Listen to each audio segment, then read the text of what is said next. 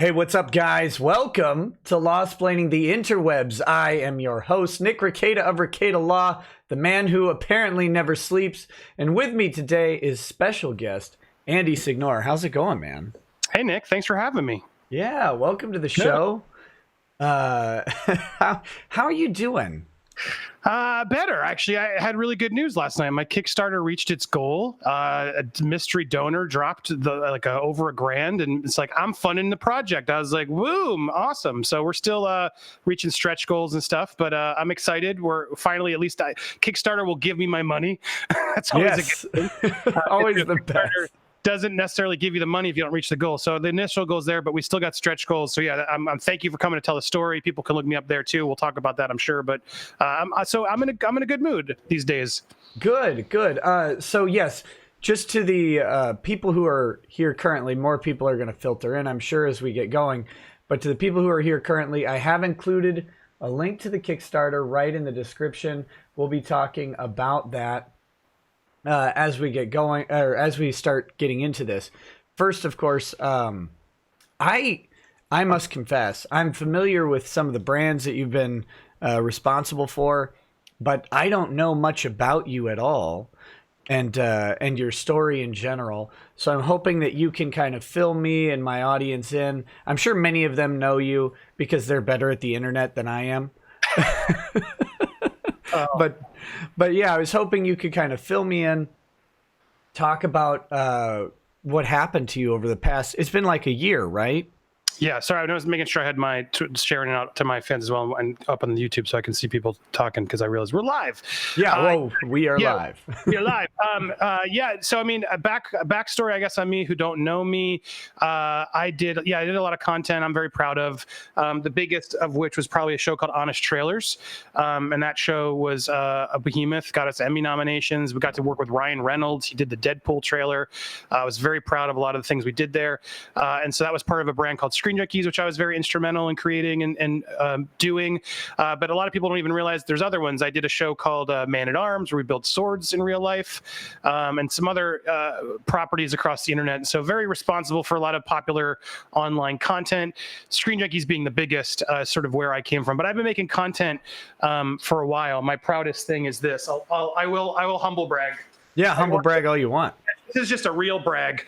I love this. I got an MTV Movie Award way back in the day for a short I did called United 300, which you can see online. It was so fun, but this is like the real golden popcorn. I'm very proud of it. But that was sort of the moment where I was like, oh, wow, I could do these videos and get respected and actually build a career out of this. And so that's when sort of my trajectory started, and I was able to use that fame to sort of help make more content. So yeah, I've been that's the quick background on me. That's awesome. Now you say that Honest Trailers was the biggest show, and you're proud of your cool little award, but you should be most proud that Man at Arms created a chainsword. Yes. Well, I like the scissor blade. I remember challenging Matt and the guys from Kill Alla Kill, because I'm not, to be honest, I know you're fans and you are big anime. I'm not. They always educated me on all that stuff. But the scissor blade was my favorite because they actually like forged a box of real scissors and then turned it into a real Kill Alla Kill scissor blade. So if you want to see one, because I challenged them, and I remember Matt's like, yeah, we'll do it. And then they tricked me. They did one with like a plasma cutter, like, we built it. And then he threw it away and was like, no, we're going to really build it. Nice. So those guys are great. I'm still in touch with them. They're awesome. But yeah, there's so many you can watch still on there. On me, I don't know what happened. That channel went dark, and now it seems like it's back. I'm trying to figure out who even owns the show. I don't know. It's that's a weird sort of artifact of like the. So they're part of like an MCN thing? Yeah, so I work for a company called Defy, and Defy owned all of these brands. So everything, sure. People think like, oh, you own Screen Junkies, you must be a millionaire. That's so far from the truth. And Man at Arms is one of the brands they owned. And then, yes, for those that don't know, I was in a lawsuit against Defy. There was a settlement. I can't really get into all that stuff, but long story short, Defy then, after my whole experience, which we'll get to the controversy and everything else, they shut down and then sold off all of their assets, including Screen Junkies and Man at Arms, and all Smosh was a big brand of theirs. Break.com was one I was very involved with, but they ended up sort of exactly like dispersing brands out and selling them. And I'm not even sure who owns what anymore. But it's frustrating because there's years of content that a lot of people made that's just like disappearing and out of the internet, and it's just sad that can happen. Yeah, it's really a weird thing because, especially when you got a big show, that monetization doesn't stop until the content is removed. So with a show, like when there's these ambiguous rights, I mean, somebody owns it. It's hard to figure out who, but you'd think that they wouldn't want to just take a show down, because like a Man at Arms episode is going to keep getting views over time. It's going to keep growing. It's going to stay monetized. But that's kind of something I've seen with these with the multi-channel networks, is that once something happens, everything just kind of vanishes and no one knows what's going on. It's very unsettling for the audience too. Yeah. Because there's not like a news story like, oh, CNN shut down. Oh, well, good. But when because it's like in my story, there was sort of, I guess you can make an argument as to why they've completely ghosted me and won't talk about me. But the Man at Arms crew, for example, like they were stopped making swords. Matt and that crew started a channel. I think it's called That Works. You guys can look at Anvil Slave. I see Man at Arms fans, Anvil Slave. You can look them up on Twitter, but they have a channel called That Works. But it's so depressing because then even he's like, did nothing wrong, can't even rebuild or get the same audience because someone else owned it, and then you can't get the rights to promote on that channel. And it really is a frustrating thing for creators who deserve just like, where do they go, you know? Right, exactly. And I guess it's sort of a product of this evolving digital market. But let's kind of get into, I suppose, your story. One thing that I do on my show is I do allow the chat to interact with us via super chat or whatever. And I try to read the $20 plus ones right away, just in case someone has a question for me or my guest. And I want to make sure and get that, kind of as we're going, in case there's something in here. So there are 2 of those I'd like to read, but then let's get into your story. And go for it. I get how super chats work. Yeah. Okay. Well, I don't know how much live content people do. Let's pay the bills. Gospel of Comics says, on time and not gay. And in the Lemoyne voice, I just wanted to do a late birthday super chat to show my channel, Gospel of Comics, where we do chill comic streams on the weekends, as well as gaming and old radio streams during the week. Lemoyne is a lawyer whose lungs were ravaged by West Nile virus and now sounds like a horrific supervillain. That's good. He's also bad at his job. Diablo says, what alternate reality did I fall into where Nicky Rackett's Shock Jock Extraordinaire is streaming at 11 a.m.? I don't know. That's my fault. I can answer that for you. I made him do it because I couldn't stay up late because I have kids. Well, I have kids too. I just throw them in a dungeon. Yeah. Well, I'm on a different time zone too, so it was even later for me. That was the real reason. Yeah, not a big deal, of course. Happy to do a show, and actually tonight I probably can't do a show tonight, so this works out really well for me. There you go. We see the problem. Yeah, exactly. Okay, so why don't we get into your story? So let me, I guess I'll tell you my understanding, and then you can correct me with the real story, because my understanding is you're running this thing, a Me Too style accusation comes against you, and you are gone pronto. That's about what I've got. Is that accurate? Yeah, I mean, I don't know how much in the weeds you want me to get there, but yes, that's a fair overall summary. I mean, what happened was I was caught flirting with my fans. That was the thing, and the real reason that was extra bad was I was married at the time, so I was being a douchebag in my personal life. But again, it was my personal life, but that became then obviously the public life, and people sort of were not happy with that. But then yes, one accuser labeled a false charge of attempted multiple sexual assaults. And when she did that, it just lifted everything up to a much more dangerous, criminal, malicious place. And so then suddenly it wasn't just, oh, he's a creep. It was, oh, he's a sexual predator and he's trying to abuse women. And that's when things went really dark. And so that's when things got more intense. And then this accuser not only was making these accusations, but was just hammering me hard on Twitter nonstop with any person she could get, any flirtatious exchange I made, and just sort of added her own context to everything. And look what he's doing. He's doing this. And oh my God, he's doing that. And it just ballooned into a, this, oh my God, and this must all be true. And everyone just bought it all hooks, line, and sinker. And that was the sad sort of reality of the mob. And then even my own friends didn't know what to do. And people were told they weren't allowed to say anything, and I was told I wasn't allowed. And just sort of, this was also, you got to remember, like 2017, a day after Ashley Judd posted her article that's really outed Harvey Weinstein. And so Me Too movement was literally at the birth, and I was just the number 2 person to be accused with serious charges. And people, while they didn't know me, they knew the brand, and so the brand was all over the news of Honest Trailers creator accused of sexual abuse. And it was a slow weekend. It came on a Friday and went all weekend, and it just destroyed me. And so I was just over the weekend, bam, done. And then I was talking to, publicity reps and lawyers and people trying to figure out, what do I do? And then I'm being told, well, don't say anything yet because you're going in Monday to talk to the investigation. And then on Sunday, I'm fired via press release. And then suddenly it's like, well, now what do I do? And then plus I have a, now ex-wife, but wife and family I had to really come clean with and talk about my transgressions, which muddied the waters. And it was really just just a bad storm that I was caught in the middle of, a lot of my own actions, but then inflated to a degree that really vilified me to somewhere that was really unfair in my eyes, and really took it to such a harder place that didn't just, let me step down or, do something more minor. It just completely nuclear bombed my career, my livelihood, my family, so much collateral damage, and sort of the explosion of it all. And as I said, I wasn't a millionaire. Like, I was a salaried employee, and I was let go like that. And I was just suddenly had to fend for myself and my family. We couldn't afford to live in where we were in California. We had to figure out how to move. I've still been unemployed for 2 years, I'm making ends meet as best I can. But I couldn't release the evidence against this accuser because I had a lawyer in a case, and it was, you are a lawyer, I was being advised to not say anything because anything I would say could be used against me in that eventual case. And so it was frustrating. Do I wish we had released some of that evidence? Maybe.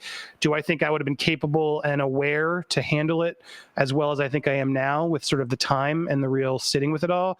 I think I'm in a better place mentally to do it all, but that's the real sort of, if I, try to sum it all up as quickly for you as I can, that's where we're stuck. So for 2 years, I sat with sort of these texts, these emails, and all these things that really proved, questions, huge questions and lies that my accuser was stuck in. And I couldn't release them. I wanted to release statements, and I wasn't able to. And that hit me mentally, hard. So, because I didn't say anything, that's usually taken as, oh, well, he must be telling the truth. This must be true. He's not denying it. And that I realized also was not a good move. So fast forward 2 years, I got a settlement.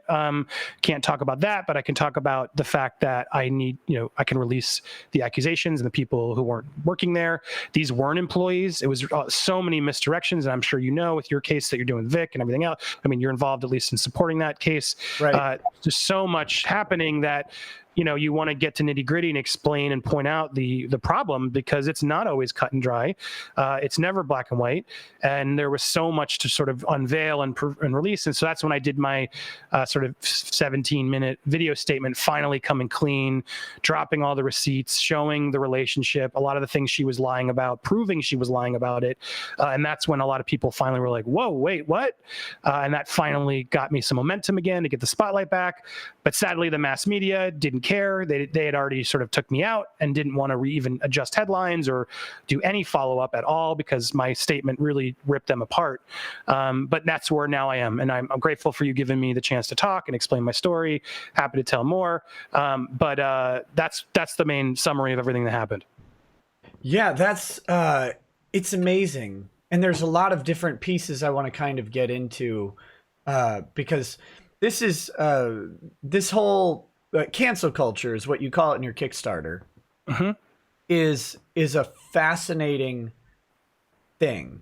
It's a product that seems to be unique to our time. I don't know if it actually is, but it sure seems to be, because we're uniquely equipped to do it, right? We've got Twitter, which allows you to communicate with everybody all the time, and allows a literal nobody to have with the right, I guess, groundswell in the right chain of events, to have more sway than a major media company.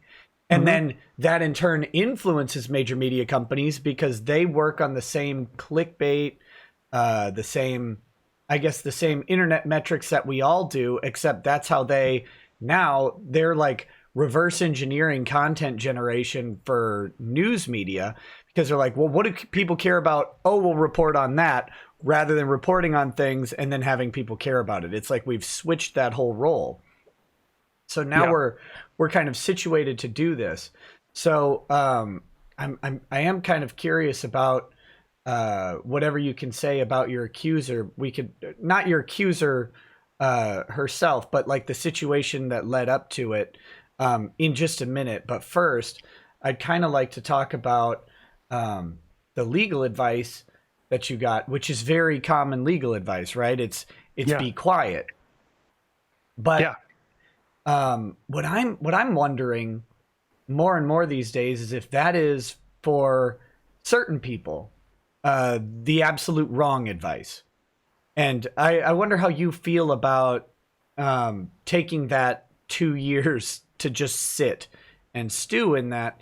And if you, I mean, obviously you can't go back and change what was done, but do you think it would have been more beneficial for you to come out straight away? Or is there a trade-off, do you think? Because maybe that's the thing. Maybe you lose some legal arguments if you're out there talking about it, but you get a chance to preserve and fight back. And I've seen so many people not fight this stuff. They just go down, and everybody seems to have the same advice. Well, I gotta be quiet about this. I don't want to, I don't want to come in and jeopardize or whatever. But then at the same time, it's like, I'm not sure if that's actually the correct move or not anymore. Well, interesting, because I was going to say, I saw people in the comments, Pro Jared's the other one right now, right? And it's like, I did a video, you can watch it on my channel at Popcorn Planet. You probably have the link or whatever, but I did a video reacting to sort of his video, and a lot of people were like, well, geez, how hypocritical of you to throw stones when you did the same thing and whatever. But, I thought I'm in a weird place where I can really comment on sort of this and how this all works and how that things. And I think in his instance, specifically, because I think completely separate stories, even though people want to lump us together and whatever, but his story is still fresh in a way. It's only been a few months, and I can tell you, a few months after mine happened, I was not the same person I am today. I really genuinely think time helps to like get you to grasp what happened, because I don't think, even Jared's fully innocent. Do I think he did something criminal? Do I think he's worthy of being destroyed publicly? Absolutely not. But did he probably make private mistakes in his relationship, or did he did he have a younger fan base that he maybe shouldn't have had a naked Tumblr for? These are things that I think are worthy of, you got to process this before you go public. And I think, there's something about that where it's like, there's too much anger when you come out the gate with that sort of statement. So my point is like this cancel culture thing, and it's like is ballooning now into a weird direction where I feel like there's a lot of people who are just like, oh, Bro Jared's innocent. I knew it. Screw his ex-wife, blah, blah, blah, blah, blah. Like, this is how you go. And now it's like this weaponizing it into a dangerous place where I think, look, even I've admitted, like, I did things wrong. Like, I think there are always two sides to a story. It's not the same, but when there are criminal actions, which I think they were against Jared of this, this, for those who don't know that story, but underage, asking for nudes to underage fans, like, that's a serious charge that we have to take extremely the most seriously, but it doesn't mean there's not still other things that are there. So that's where things just, I think, are weird in this cancel culture, because yes, when I was holding, to go back to your specific question though, because I went off on sort of a rant there, and you can ask me again if you want, but to go back to specifically what you said, do I regret waiting? My point is I do. Probably it would have helped me to combat it earlier, but I think the time made me a smarter and better person. So I was able to actually handle my comeback and my responses in a more intelligent way than I think someone else who's caught in it and still angry and just thinking the world. Can I curse? Do we curse here? Yeah, you're good. I got to respond. Like that's sort of the attitude you feel when you're burned by everybody. And I think to actually move forward and to grow as a person, you got to get over that. In order to actually move on, you got to sort of some point be like, I don't care about the trolls and what they're saying.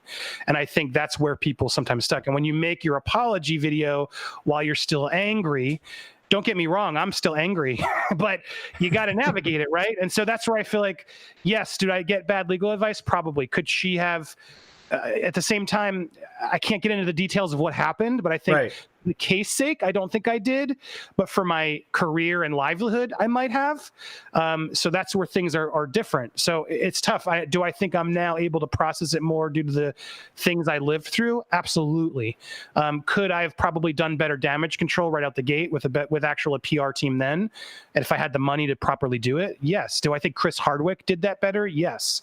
Like there are opportunities when you have money and you're a celebrity, you can do that. And that's why even with the Vic story, I see you guys, raising so many funds, and I'm glad, because the reality is when you're falsely accused, you need someone who's on top of it, who can fight for you and not have you do it, because then you're making yourself potentially liable or ruining your case. You know what I mean? So Right. Does that help explain it? And do you follow where I'm at? Yeah. I think you hit something on the head very, very precisely. And this is one of the things that I want to stress is you said for you needed time to kind of come to terms with things, to get smarter, to I'll sum it up as mature, although I don't want to imply that there was immaturity. Yeah, no, it's fair. Yeah. But that's just a kind of the way to say that. So the reason I focus in on the for you is because I do think it's case by case.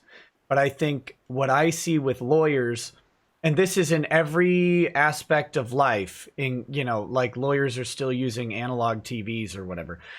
They're decades behind everything because they're so risk averse and they're so scared to take a chance on something that I think we do see situations where, and I don't even know if it would have been right for you or not, but there are people who it would be right for to be out and to fight from the get-go, and they need it. Mm-hmm. And if this is one of my worries about the legal profession is they're so focused on giving this proper legal advice, which is based on 100 years of blah, blah, blah. It's like, yeah, but we're not 100 years ago. We're not even 10 years ago anymore. And they're not adapting fast enough, in my opinion. Well, I would even argue, in my experience and in others, there is a legal, and part of the legal, in pursuing your case, there's still a lot of marketing to it, right? You got to know how to sell the case. You got to know how to sell it to the audience, the jury, the people, everyone, the company you're going against. How much ammo do you have? Are you misleading them? It is a game of marketing, and so I do feel like I'm very good at that. And so there was a little bit of like a, lawyer wants to be the lawyer, and I'm like, let me loose, coach. Let me do my marketing game. I know how to do this. I promise you, if I make a video, they'll be on my side. Like I got the evidence. I know how to do this. And so there was a lot of that. And to be honest, I made several videos before I made the one you guys saw, which I'm glad I did because it helped me just sort of get better tone, in tone with what did I do wrong? Like, how do I make sure people see remorse? Because I know, yes, I was wrongfully accused. I absolutely was. And I'm hitting that hard, but I do think, I want to be remorseful because I need to come to terms with take accountability for what I did do. And, granted, some people are like, who cares what you did to your wife? If you cheated, it doesn't matter. I care. Like, I don't like that I did that. And that's me, and I know there's other people who are disappointed, close people to me, other people that, why'd you do that? That's to me still what I'm grasping with and trying to come to terms with.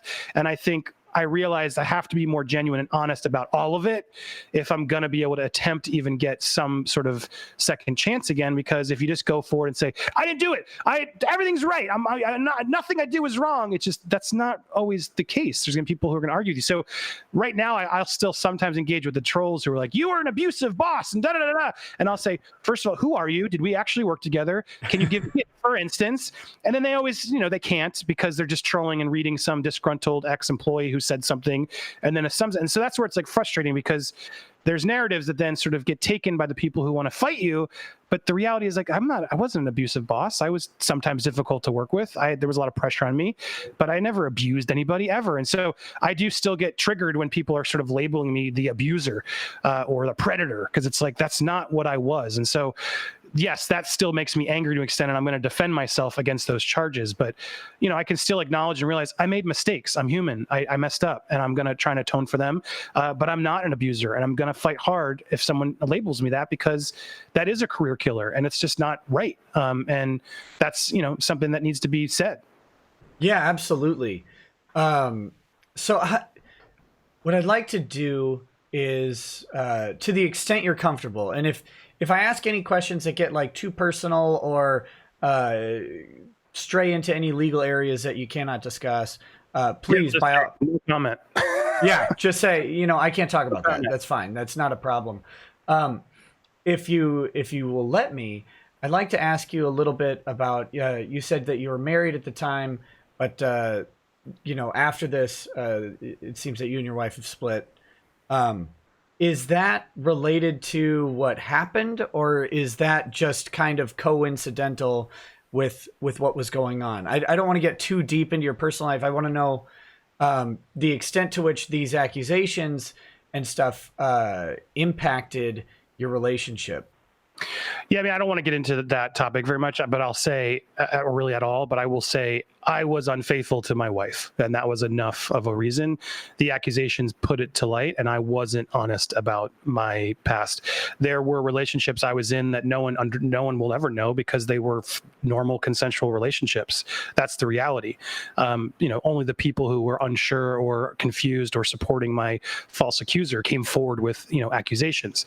But there was I never abused or assaulted or tried to force myself or demand anything. So of course the accusations didn't help on my family, not even just my ex-wife, but just my mom and, right, you know, all my life. Like there was serious effects that caused all of us. I was the breadwinner in my family. Suddenly now, you know, we both have to stop our jobs.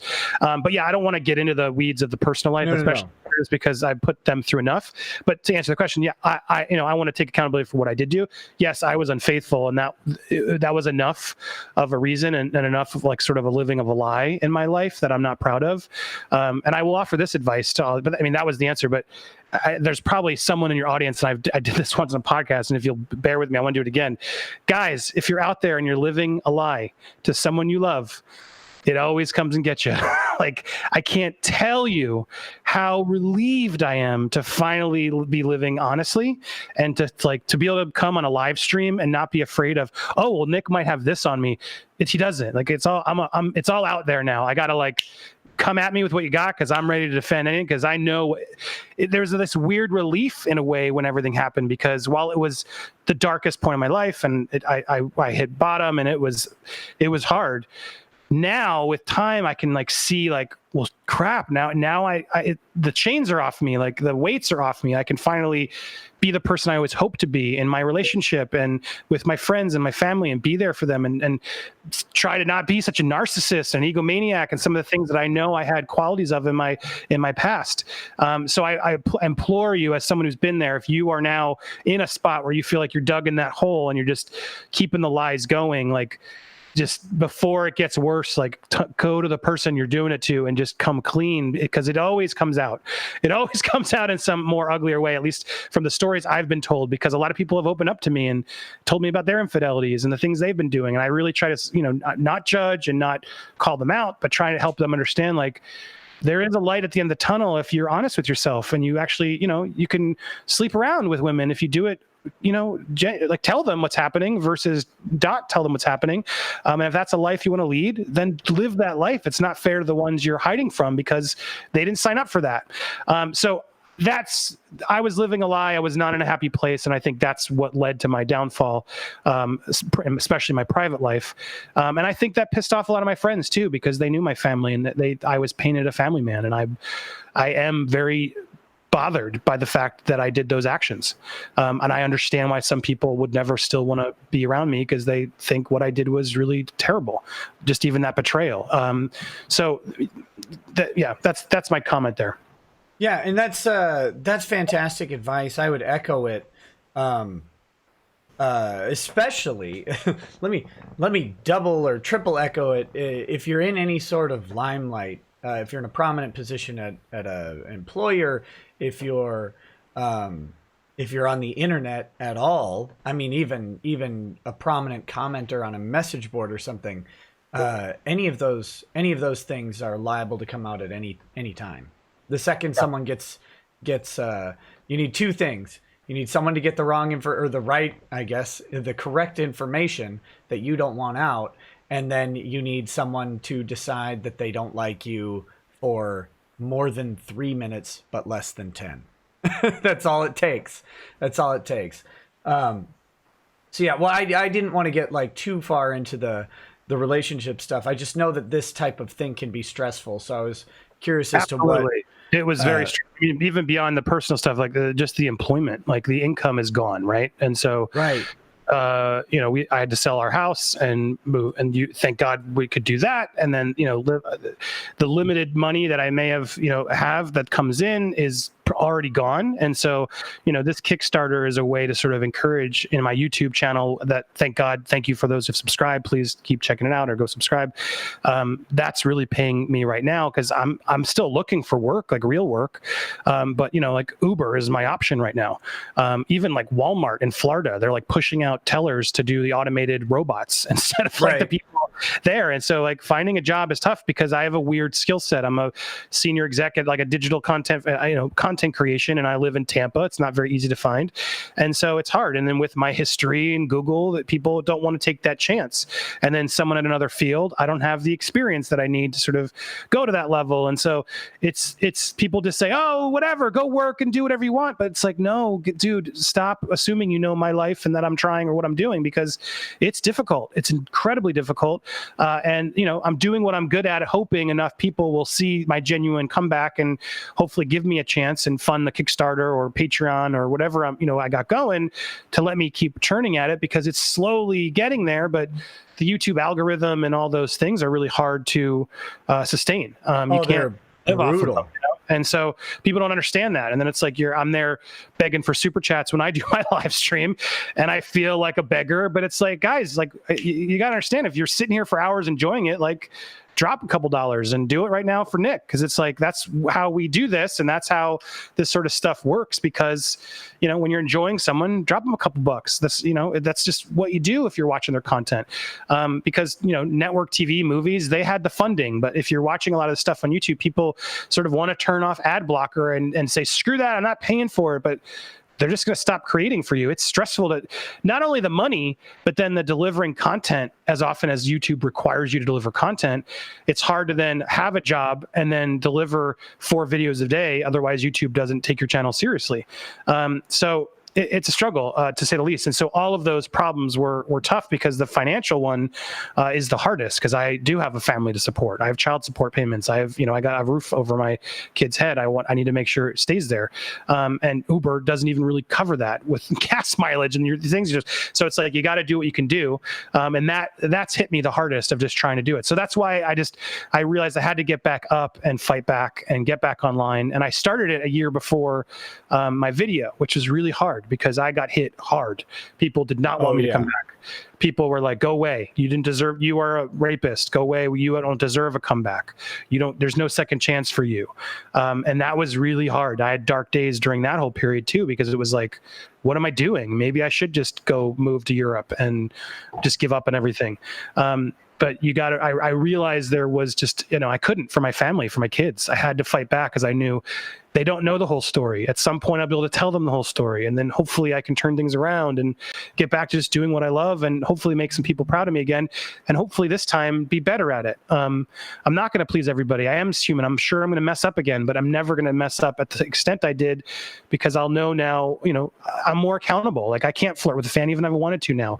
I'm not going to risk that, because people, I've seen seen people try to do it. I have had DMs where people come in and go, "Hey, cutie," whatever, and I'm like, block, done, because it's like not even going to engage in that sort of behavior ever at all, because I don't want to risk someone coming out with something now pre 2017 that's like, yo, look, he's a creep who did this. Like, no, I starting here, clean record, moving forward, better person. That's my goal. Yeah, absolutely. That's one of the interesting things about this cancel culture, of course, and however much you want to talk about this aspect of it, you know, or not, feel free. But there's this very big dilemma that you have when you're faced with an accusation or an allegation, false or true or distorted, it doesn't matter, and you are canceled, you're fired, your income is cut off, and suddenly the only way you get to fight back at all is by shelling out tens to hundreds of thousands of dollars on, it doesn't matter what route you choose. You're either paying a lawyer for it, or you're paying a PR firm for it, or you're dead. Like that's once you hit a position of prominence. So your income is cut off, but then suddenly you have to expend this massive amount of money that either you don't have, or you do have, but you have to look at it as, this is all I've got. I don't know when I'm going to get another paycheck. Do you want to talk about that at all, and like just how terrifying that is? Yeah, I mean, it's absolutely. I mean, I'm still terrified. I mean, right now is the hardest part for me, and it's like I've resorted to begging in a way. I see it as that. Like I've never begged for money. Like I've never done that, and now I'm at a point where it's like, I don't want to be seen like, oh, well, he's just being lazy. He's not looking for work. He just wants the handouts. But it's like, no, guys, I can't get work right now. Like, please, if someone's got a job and needs a successful content creator that they want to, you know, be a consultant, DM me, please. I am all about trying to get some work right now. But until then, like, I still got to deliver. And I've seen that people are enjoying my new voice. My new take on things is more refreshing. And look, the reality, not to be cocky, but I entertained a lot of people for a lot of years. And so I realized I can lean on that right now. And those that sort of were, you know, I liked Honest Trailers. Screen Nookies was movie fights was so fun. Like I am purposely pleading to them. Like, now's the time I need your help. If you want to see me do this, like, I need your support. And so it's terrifying from a standpoint of I might not make enough to be able to continue to do it or pay the rent and then, you know, get into debt further, et cetera. Like, that's terrifying, of course, when you have family and kids, because you want to be a provider. You seem like a failure, and I don't want to be a failure to them. And what am I being a failure for? For flirting with my fans? Like, that's really now going to torch me, so I can never, you know, do work again. Like, people don't understand. They want to tear me down still, but it's like, how many pounds of flesh do I have to give you to, like, get an opportunity again? You know what I mean? And so that's what's just irritating about it. It's like the mob never has enough, and they don't want to admit they're wrong, and they want to just keep hitting you while you're down. And there comes a point where it's like, guys, move on. Like, unsubscribe from me, unfollow me, block me. If you don't, that's your right. But like, let me move forward without you constantly trying to like tell me I'm a jerk.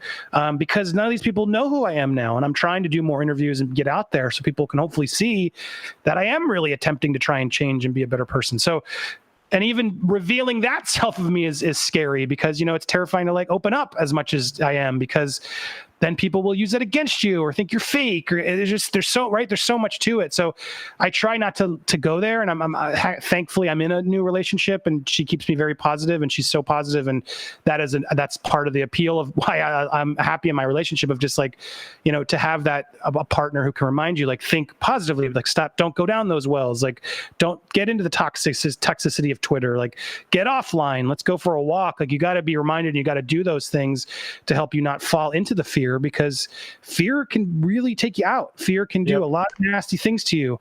It's doing it to the country, both sides, left and right. It doesn't matter which side you are on, but I think a lot of politics and a lot of motivation, a lot of what happened is all fear-based. And that's, you know, you got to learn how to judge that, you know, as Yoda would say, fear leads to the dark side. You can't go there. Right. I want to come back to this in just a second. I got a couple chats here. Ryder Yes. Canfield says, thanks for finally streaming when I can be awake. Hey, you're welcome, buddy. Recently landed a new job, so this 20 shekels is from my own paycheck and not from spare change this time. Thank you for giving me some little spark of hope when I lost it. Hey, you're welcome, buddy. Glad you're at a new job, and keep going, man. HR Hacken says, thank you for having Ascending at a time when I can actually watch. This is great. And my headphone batteries died. Great. Back to work. Zug, zug, etc. Wah, wah. Lord of Swarm says, first time catching you live, you lovable boomer you. As far as the gift that was brought up last stream, they weren't happy enough with Slanesh. They had to worship Nurgle too. Double heresy, justice for Dende.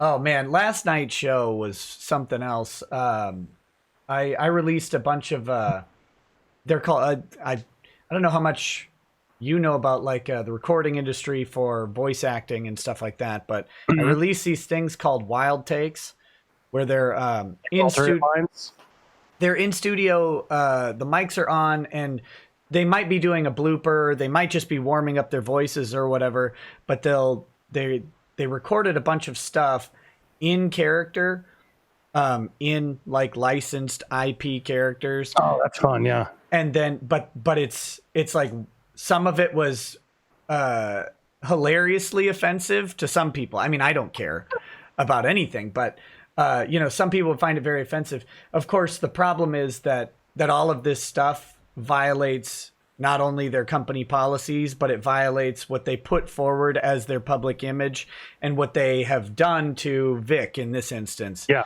I saw this clip. Yeah, I know you're talking. Yeah. And it's oh god. Yeah, good for you guys. Hypocrisy is real. Schadenfreude. It's great. Ye old Deadpool says, "Come at you, huh? Okay, I heard you're hiding a massive dong in them pants. Lol, just kidding. Love you both, and I'm happy I can catch you live, Nick." No comment. Infinity says, "I was cheated on recently. A 9-year relationship. It's hard. That being said, takes a man to own up to it and move forward the right way. You have my respect, brother, for being honest. Learn and move on is all we can do in life." Which I think is true. And one more, and then I'll get back to sort of what I call the real life soap opera. Zinth25 says, "In hindsight, it's terrifying how easily I bought into your accusations. My own personal biases about those in power made it so easy to buy the lies. I never joined the dog pile, but still I apologize. What's the channel we can support you at again?" Okay, so what's your channel? Yeah, thank you. That's really, again, he gave you good applause. Look at that. He dropped the real dollar. Come do that to my stream tomorrow night, sir. Yeah, so it's Popcorned Planet. Is it in there? I think you don't have it in there, but no, I'm adding it right now. Popcorned Planet with an ED. It's annoying, but I couldn't get Popcorn Planet, so I got Popcorned. But I thought it's like Scorched Earth of entertainment because I don't give a shit anymore. But my YouTube channel is Popcorn Planet, and I do streams now pretty much Wednesdays, and I'm doing a big one tomorrow night to promote my Kickstarter. I have some special guests. I'm going to be doing it for like 3 hours, doing silly stuff, but people can sort of super chat and help me get over the edge because I want to hit that Kickstarter goal. Because while we got the goal, I want to get past the goal. So one, it looks like a big success, which helps. And two, because the Kickstarter fees and taxes and stuff, it's a lot. So that anything we can get over is now just going to make the project even better. But Popcorn Planet is where they can find me, or just hit me up on Twitter at Andy Signore, my name there. Is it the Secret Sauce TV one? Yes. That's the original channel. I rebranded it a year ago to just start over and make it more of an entertainment destination. But yeah, that's the actual channel name. But if you go to youtube.com/popcornplanet, you'll find us. Yep, I've got it put into the description now, right below the Kickstarter. So it'll persist on. This is me. There you go. People will see. They can click over to the channel. Oh, that works too. Perfect. Yeah. So one of the things you were saying was that when these how do I word this? The accusations come out, this stuff all happens, and then people won't they don't want to let it go, right? Even now you're worried about someone coming out and trying to bring this stuff back up, and you were dealing with the trolls and you're dealing with all this stuff. And what I've noticed is YouTube has become it's a real soap opera, right? Oh yeah. And people will watch soap operas forever because there's something about that like human drama that we're so addicted to. And this is a weird sort of game that I guess guys like you and I enter into. And when I started my channel, it actually did. I accidentally started a YouTube channel. I wasn't supposed to do this. It wasn't the intent, but people liked it. So then I ran with it. I learned a whole lot about life in a very short time. But my wife and I had a lot of friction over it because it's like, oh, suddenly you're public. Suddenly people are talking about you in a place that might be seen by people we know. Suddenly we have to... Who you are. Yeah, exactly. Your face is out there. Right. You got to worry about, your Facebooks have to get locked down real quick because you been posting pictures of your kids and all this stuff for years, and suddenly that all has to change. Yep. But people, they get hooked on this drama on both sides of it. Like, I think we get hooked on living it a little bit. I say we in the royal YouTube sense, but it's I guess it's a cost of doing that business. But what do you think about I guess who you are now? 2 years, you said you've grown a lot, learned a lot, you've become more honest, obviously. How old are you, if I may? No, I just made that public. I just turned 40 a couple weeks on the 15th August. I did a big stream celebrating my birthday. I would not have put you at 40, man. You're looking good. Good job. I didn't want to say that because people don't, but I thought, you know what? Let's own it. Yeah. I still feel 30. It's just the whole thing. Just once you hit 30, past 30, you're like, yeah, I'm still 30. But yeah, no, I hit 40, but I'm happy. It feels good. Not too ashamed. Well, the reason I ask is because you see a lot of these content creators who go through some of this really, really heavy stuff. The most recent one, are you familiar with Mumkey Jones? Yes, I was on his show. He sandbagged me on his show. Oh yeah, that's right. Yeah, you were on Mumkey. Yeah. Which I completely forgot that happened, but now that you remind me, I thought that was a complete dick move. Yeah, well, I mean, I saw people commenting. I mean, it was. I didn't care, is what the reality was, and I think they were trying to like just get me right in a stereotype. Right. But it was just frustrating because I made it. We had numerous conversations with both of them. They both sandbagged me. Numerous conversations were like, guys, I can't talk about the lawsuit. I can't talk about the other accusations. I can say this is false, like whatever's in my complaint. I can sort of.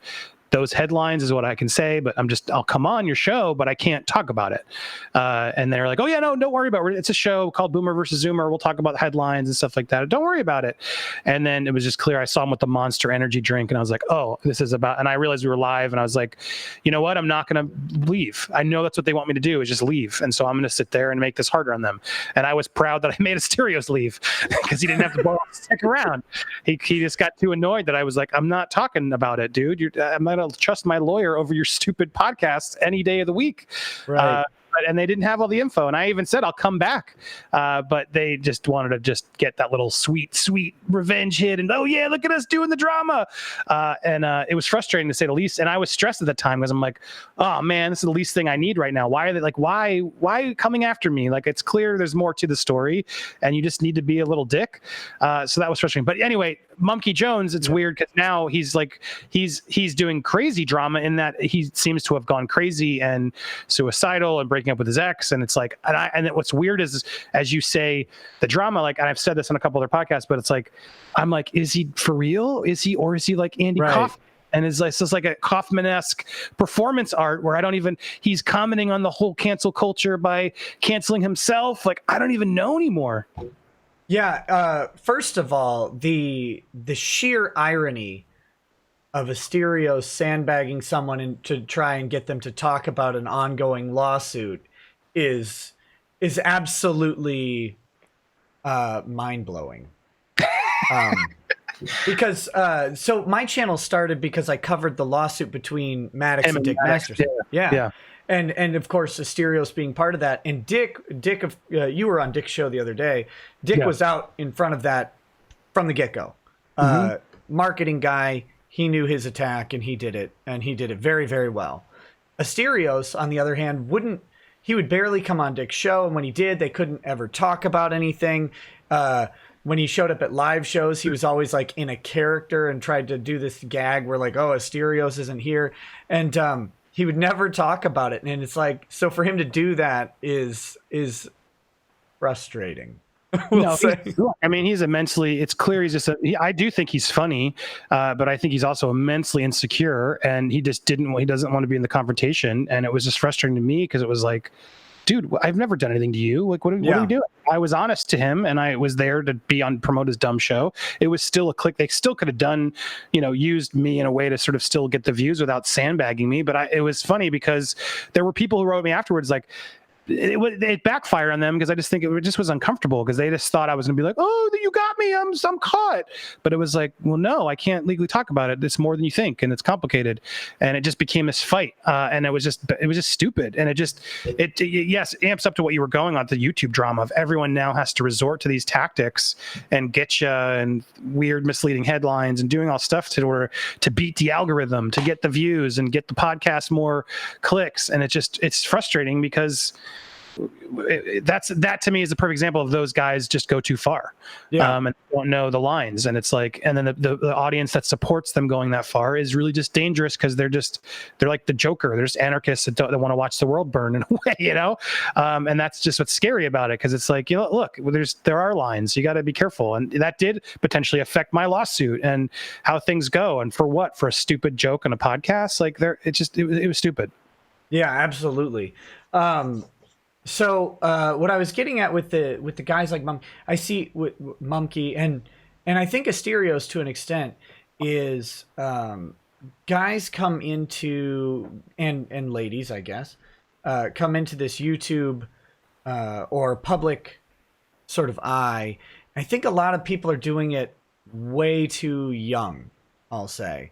And that's age is just a number. It's really not about the number of the age, right? It's really about stability. It's about the ability to deal with this stuff.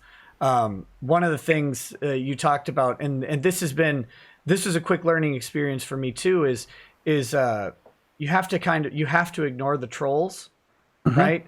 And like you have to do that at all stages because there's always trolls, and that's okay. That's part of the internet. But it's really tempting at all times to step in and say, no, that's not true. Or no, hey, come on, but you can't do that. You can't do that. And you similarly can't engage with it internally. I think that's where that stability comes from. Do you have any comments about guys like Mumkey, who, assuming it's not a Kaufman-esque long con, that really he does seem to be in this weird sort of spiral, or guys like Worski, who have had downs and ups all over the place? Like, is there something to it? What's the magic? What have you? I still don't want to comment. It was like Boogie, right? He's always up and down too. It's just like there are a lot of these people that just sort of feed on that drama, and then it blows up in their face in a weird way. I don't know any of them well enough to like want to just chime in on them or judge them. But I think there is a little bit of, I can relate in a way of just making regular content. It gets to you, right? What news story am I reacting on? How do I make it interesting today?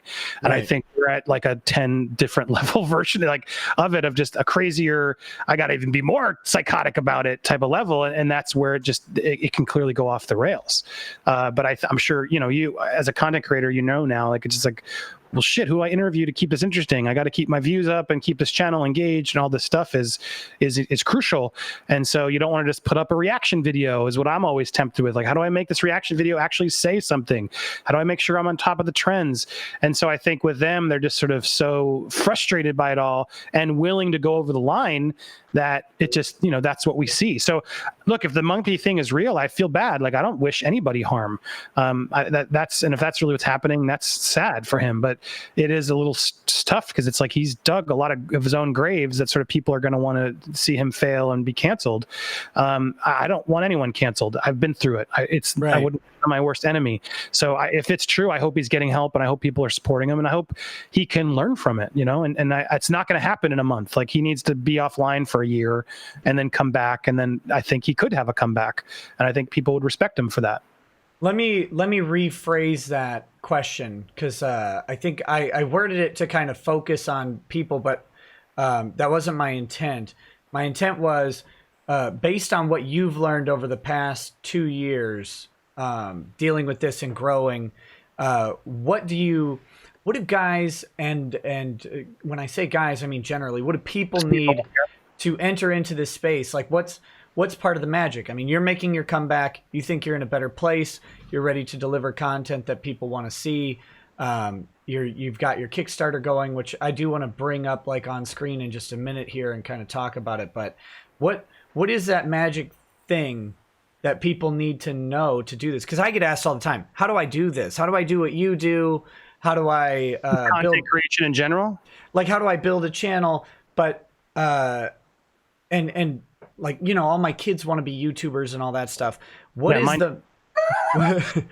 the formula that or what critical things are there that you have to have rooted down in your own life to do this and not go the way of some of these guys, right?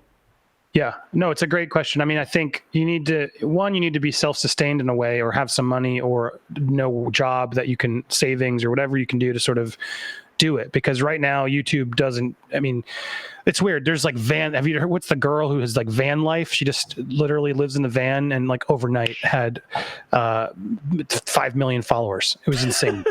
And I saw it through the Quartering. Jeremy and the Quartering did a video and I was like, what the, and I watched it and like Phil DeFranco was oddly involved right in the beginning. And there was Quartering went with like sort of a conspiracy theory. And I sort of bought into it. I was like, what the hell? Yeah. Cause I know Phil a little bit. It's like, what the hell? And I tweeted it and Phil immediately wrote back like, I don't know what you're talking about. I'm not involved, yada, yada. I just wanted to follow it.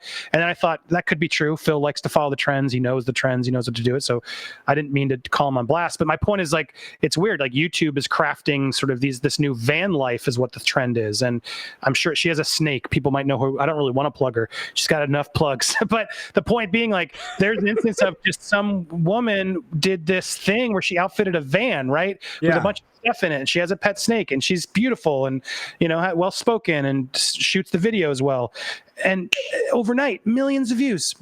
And she only has to post once a week, once a couple weeks. And still the algorithm like rewards her because YouTube doesn't have any rhyme or reason to it. And so I watch that. I'm just like maddened because I'm like, my God, I'm killing myself. I have 100,000 subscribers and I'll get 1,000 views on a video because it's just why? I don't know. And it's like, sure, is one video less interesting? Maybe. But then I go deeper and I realize YouTube isn't even notifying them. I have people who've clicked the bell. I've had people who subscribe, click the bell, and they still don't get the video on their subscription feed. What is the point of a subscription button if you can't get alerted of the video? So when I get asked this nowadays, I always advise, like, it's not a full-time career. It can't be. You have to have other opportunities. You have to have a following or a voice that's going to pierce through the rest of the noise, or a format that you can regurgitate on your own time and really sustain it. I think people just want to be a vlogger or movie reviews or whatever. Like, good luck. It is hard. It is hard. It requires years of just keeping at it, consistent schedules.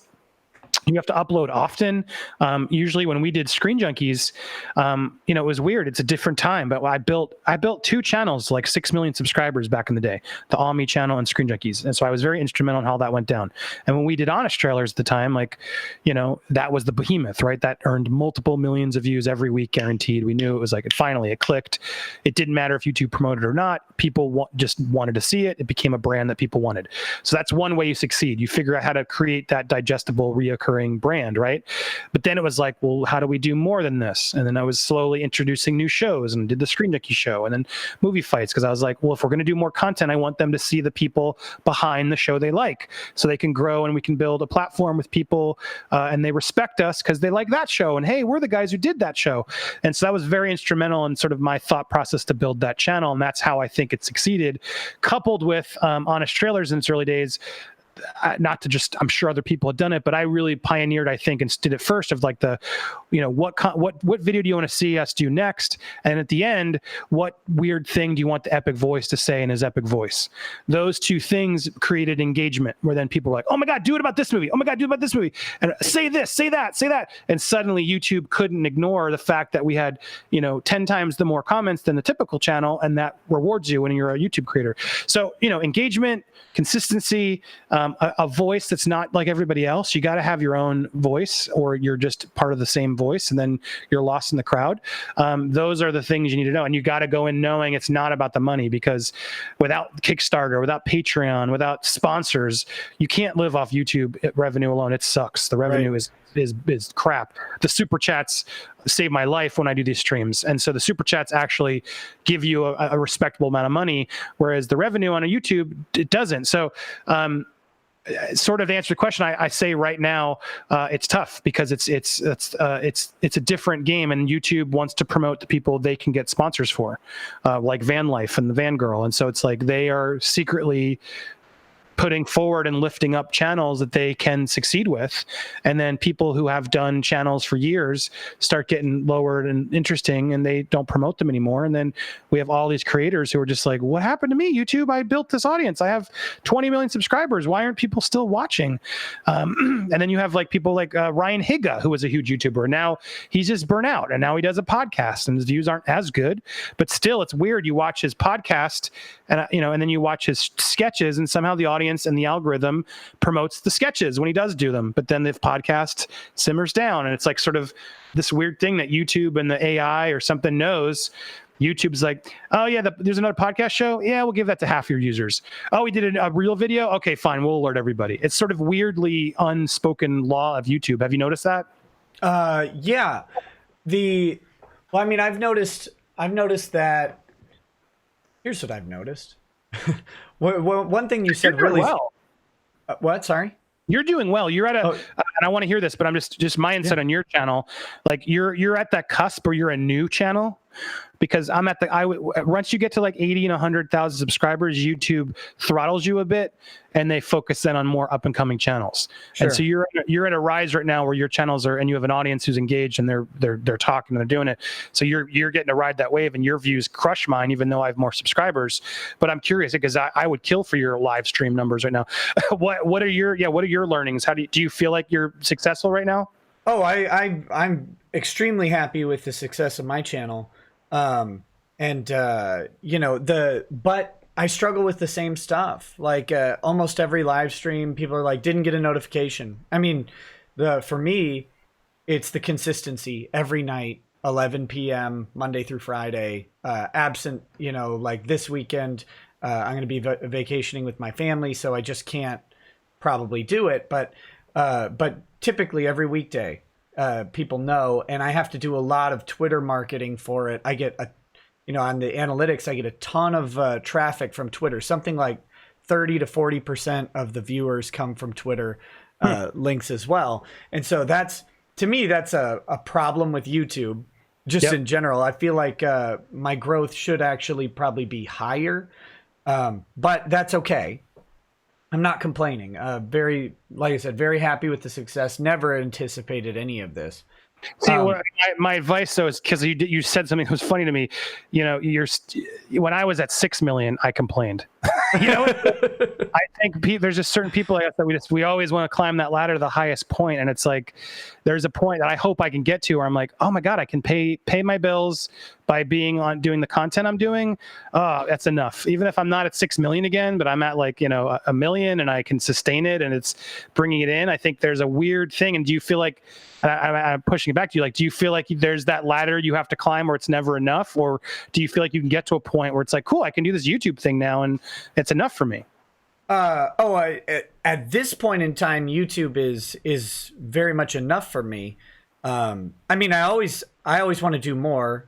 Consummate capitalist, and would love. I can't fathom what 1 million subscribers looks like, and especially on a channel like mine, which is a live show with a live audience. If it scales linearly, that means I would have a live show with 50,000 people watching every night, and I don't know what that looks like either. Because a year ago, my live show had 100 people watching. So it's been such a change, and I mean, I had to adjust super chats, because I read every single one eventually on every video, and I had to adjust how that worked to get the ones that were current. And there was some criticism about that, but there was just no way to address things in line. So I had to make some changes and adjustments. I don't know what it looks like at 1 million subs. I really don't. So I just kind of am riding the wave. But I think it gets back to one of the things you were saying.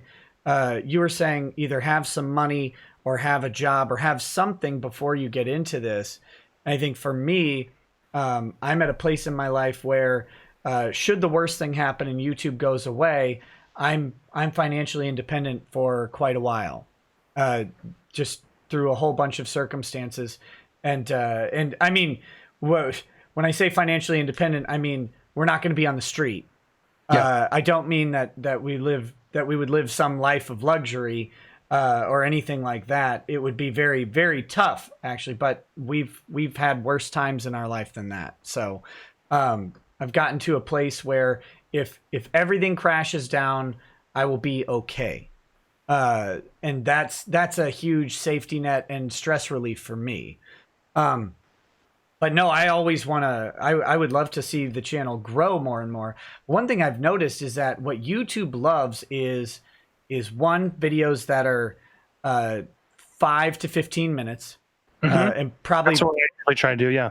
Yep. And which one thing you said that stuck out with me that I didn't really put together, but all of these channels I see that have a lot of growth have that tell me what you want. And the guy saying like smash like 50 times during a video. God, my kid was watching some guy who has like 10 million subscribers doing a video about how his Instagram doesn't have 1 million followers yet.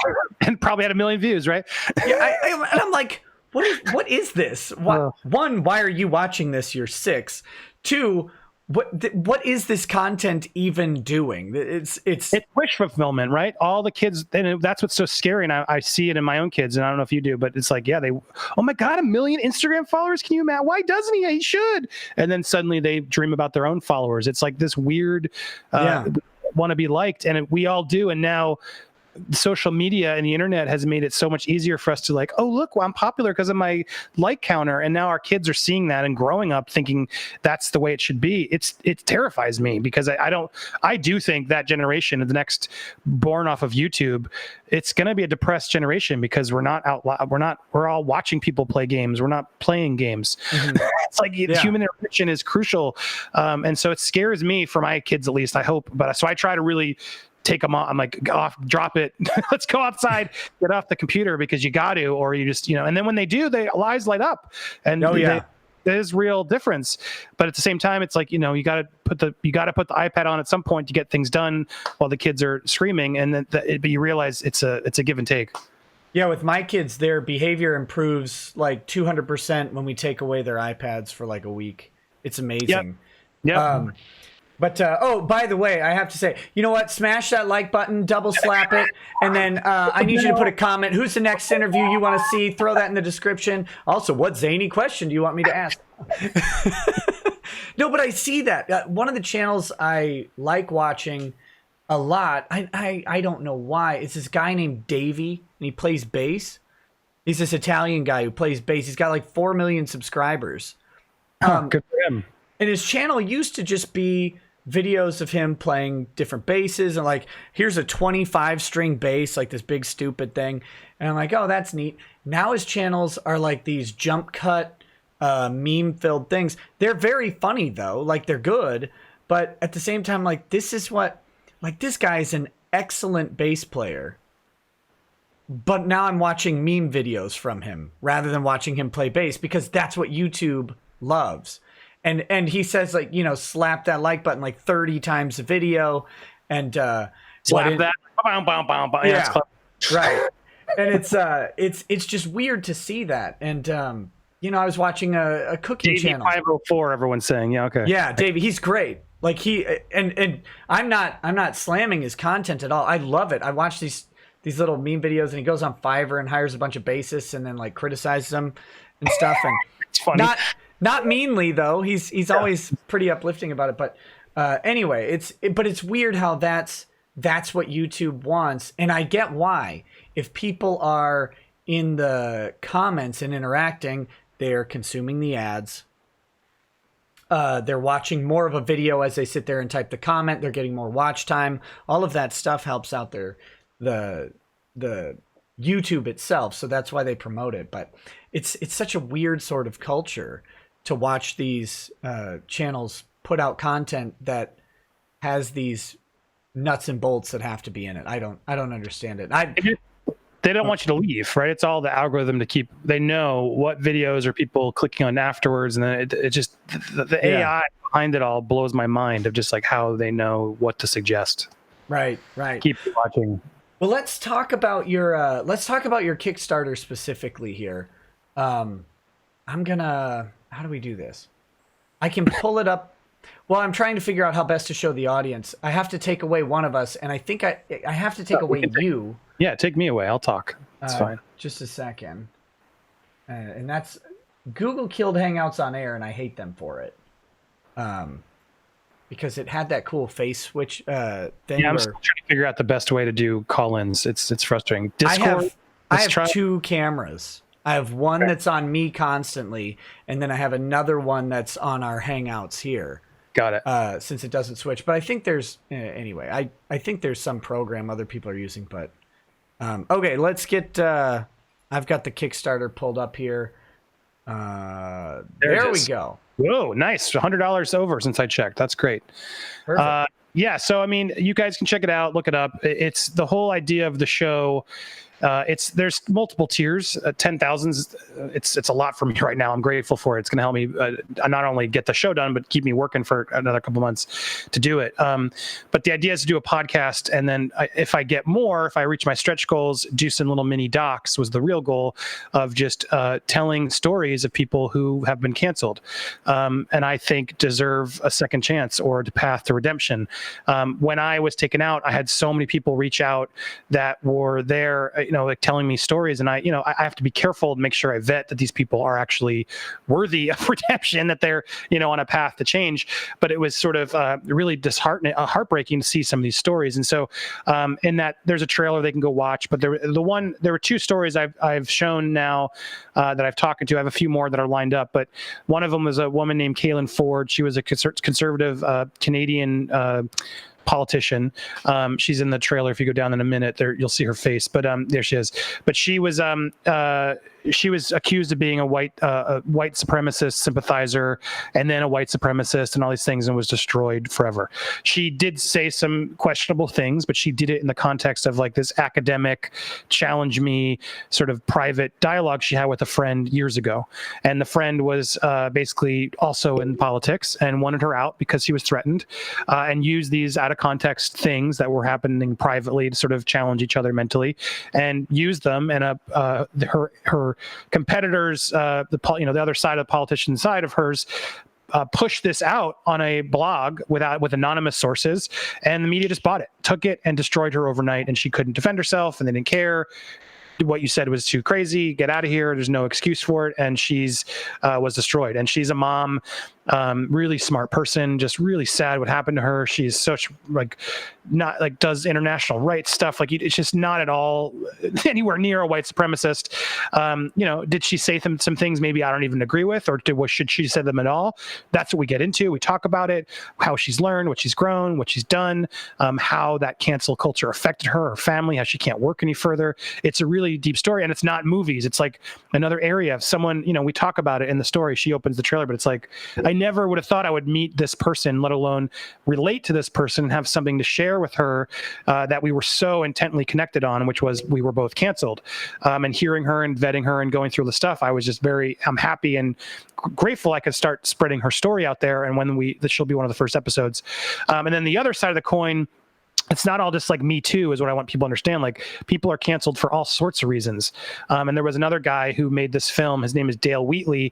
He made a film with Leonardo DiCaprio, Tobey Maguire, called Don's Plum. It made, people may have heard of it, but Leo and Toby blocked it from being released in the US and Canada. It was sort of back in the days when they were part of what they called the Pussy Posse. And the film sort of showed them in a weird light that they didn't really like, and they didn't want out there as they were sort of rising. This was pre Titanic, but right before it, as they were sort of navigating their careers, they didn't want this movie out. It was made by a friend. And so the friend made the movie and then was trying to release the movie, as people do, as he was allowed to do. And they completely sort of suckered him and sandbagged him, and they went in the press, they sued him, they blocked it, and then they eventually settled. They released it in China, the whole mess. But what made this really scary for the guy was that he can never work again. No one wants to work with this guy because Leo has just made him an enemy and said, no, don't ever, if you work with that guy, you don't work with me. And this guy just wants to move forward and can't, and has finally like released this film, Free Don's Plum. You can go check it out, just so he can not only release the film, but release hopefully the whole thing and just get it out of him and move on, because he's been going almost 20 years on this story and still stuck with this stigma. And that's why I think people don't realize, like, the stigma of being canceled and being blocked, it affects you in a really dark way that, you know, people just need to see the light again. People just need to be able to have their stories be heard, at least. You know, my show here is to try and tell these stories, and people can make up their own minds. Hopefully some people will be, you know, generous enough to like give them a like or a word of support, or maybe even another opportunity. But that's really what I'm trying to do, is just get people's stories of similar to mine while I have this spotlight. How do I shine it to other people who are just stuck in darkness right now, to try and just help them move forward, you know, get it another, not just a second shot, but have a platform finally, because no one even wants to tell these stories because they don't want to tread in these waters, because they might be seen, oh, well, something about her said she was a white supremacist, so she must be one. If I support her, that means I am. I mean, this is ridiculous. We have to be able to have tough conversations with people, to see what really is the truth, where do they stand. And I, for one, have people keep saying, and I see in the comments, has Andy taken the red pill? Because people call me sort of a Hollywood libtard and all this stuff. And I am more liberal at heart, but at the end of the day, yes, this absolutely changed me. I saw true colors on both sides of the spectrum, and I've definitely become more of a centrist. And it's definitely opened my mind up. Moving to Florida also and out of Hollywood allowed me to have conversations with Trump supporters. And it's like, oh, okay, so you're not the idiot we all think you are. Like, you actually have some thoughts. Okay, granted, there are still some, I feel like, idiots, racist people who support him, but there's a lot of people who aren't. And this idea that anyone who supports Trump is a racist is ignorant. It's just not the fact. I don't agree with certain things, but the fact that now I can learn to have civil dialogues and be open to it, as opposed to just, you're an idiot, you're wrong, I think is very important. And there's still a lot of people out there who don't understand that. So this show and this red pilling is just more just like, no, I'm not either way, really. I want to be able to hear both sides. It's important that we listen to people we necessarily don't agree with civilly, so we can try and find common ground. And that's the goal with Hugging the Cactus. To be fair, along with the red pill, so you also are now a Florida man. So you've probably I am a Florida man. You've probably eaten a few people in your day now too. Of course, yeah. Lots of gators. No, but it's interesting how that plays out with this red pill, the red pill culture, and I don't know if anybody knows what the red pill actually is, other than it's just it's some sort of coming to realization of something bigger than what you thought, I guess. But I just know that I'm mailing you a Mike Cernovich so you can get black pilled next. I'm sending you. You're gonna get, like, you know, those Casper mattresses that they were advertising heavily a couple years ago, where you open the box and out unfolds this mattress. Yeah. You're gonna get like a little envelope. You're gonna open it up, and Mike Cernovich is gonna just unfold out of it. That's he did tweet my campaign. Well, it's good. You know, what's crazy about this. I'm gonna put the thing back on the screen. What you're doing, I had an idea to do something similar, just as like a segment on my show that I talked about a while back. I was never able to really get it going. So this is your video. Yeah, you can watch on the Kickstarter too. That's there. And I was going to call it Redemption Arc, and the idea was to talk to, I got it, you know, hearing Andy Worski's story, and I was like, I want to talk to these people who have, in mine it was a little bit different. It was more, this is good. Robert Downey Jr. asked forgiveness for Mel Gibson. Yeah, because Mel got canceled. Have you seen that clip?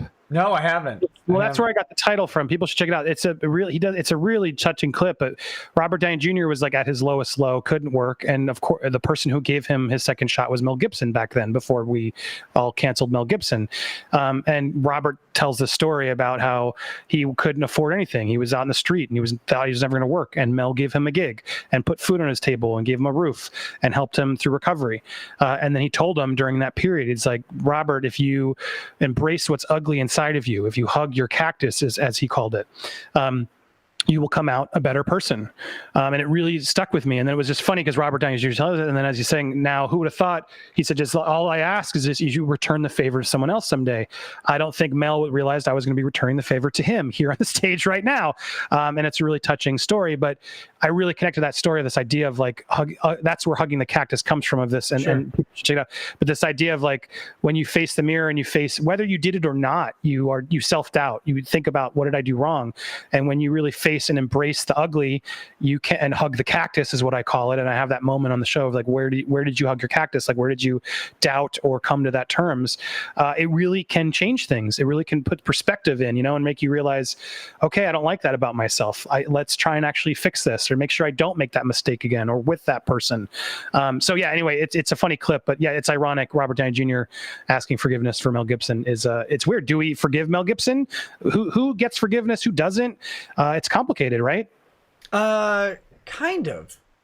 For me, it's kind of complicated. For me, I'm broken on the inside. I think I don't care so much what people do for the most part. Like, if I like the content, I like the content. The hard thing for me is, Mel. I like Mel Gibson's content, man. Lethal Weapon, Braveheart. Like, these movies all. I grew up on a lot of Mel Gibson movies. I like Mel Gibson as an actor, and then he's gone, and it's this weird. Hollywood's this double weird place, because if you're gone for like a year, you're gone, and it's even if you get to come back, it's really difficult for people to remember that you existed in the first place. So I don't know who we do and don't forgive.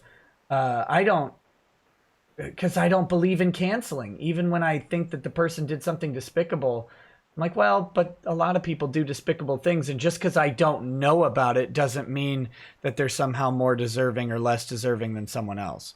I guess that's where I go to. So it's like, just please make my thing. If you do something illegal, please get arrested or whatever. If you're putting kids in danger, please Epstein yourself or whatever you have to do. But like in Minecraft, of course. I definitely mean in Minecraft. I definitely don't mean have two prison guards look the other way. But no, like for me so I don't know how to answer that question. But what I do know is that what you're doing is great. Nice segue. Yeah. Well, I love this idea. Thank you.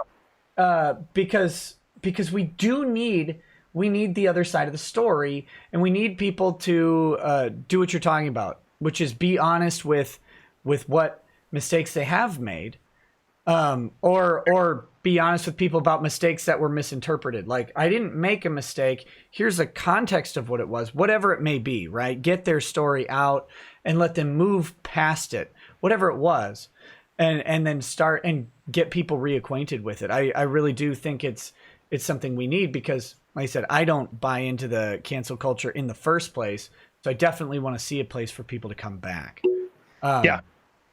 And so thank you, for spreading the word, and people can still give. But yeah, that's the goal. I mean, there's a lot of other stories I'm telling, and if people have them, they want to submit them, there's an email in there. But yeah, I'm all ears to sort of learn more, and I'll keep you posted on it. If we can do them, maybe we'll connect. Maybe there's a way I get a guy and then bring him on your show right after or something. We'll figure out ways to collab.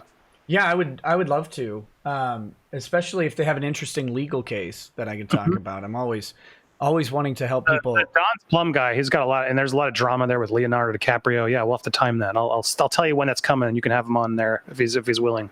Yeah, absolutely. Got a couple chats here. Seth says, I played those audio clips from last night for some coworkers and had to explain the entire case so far.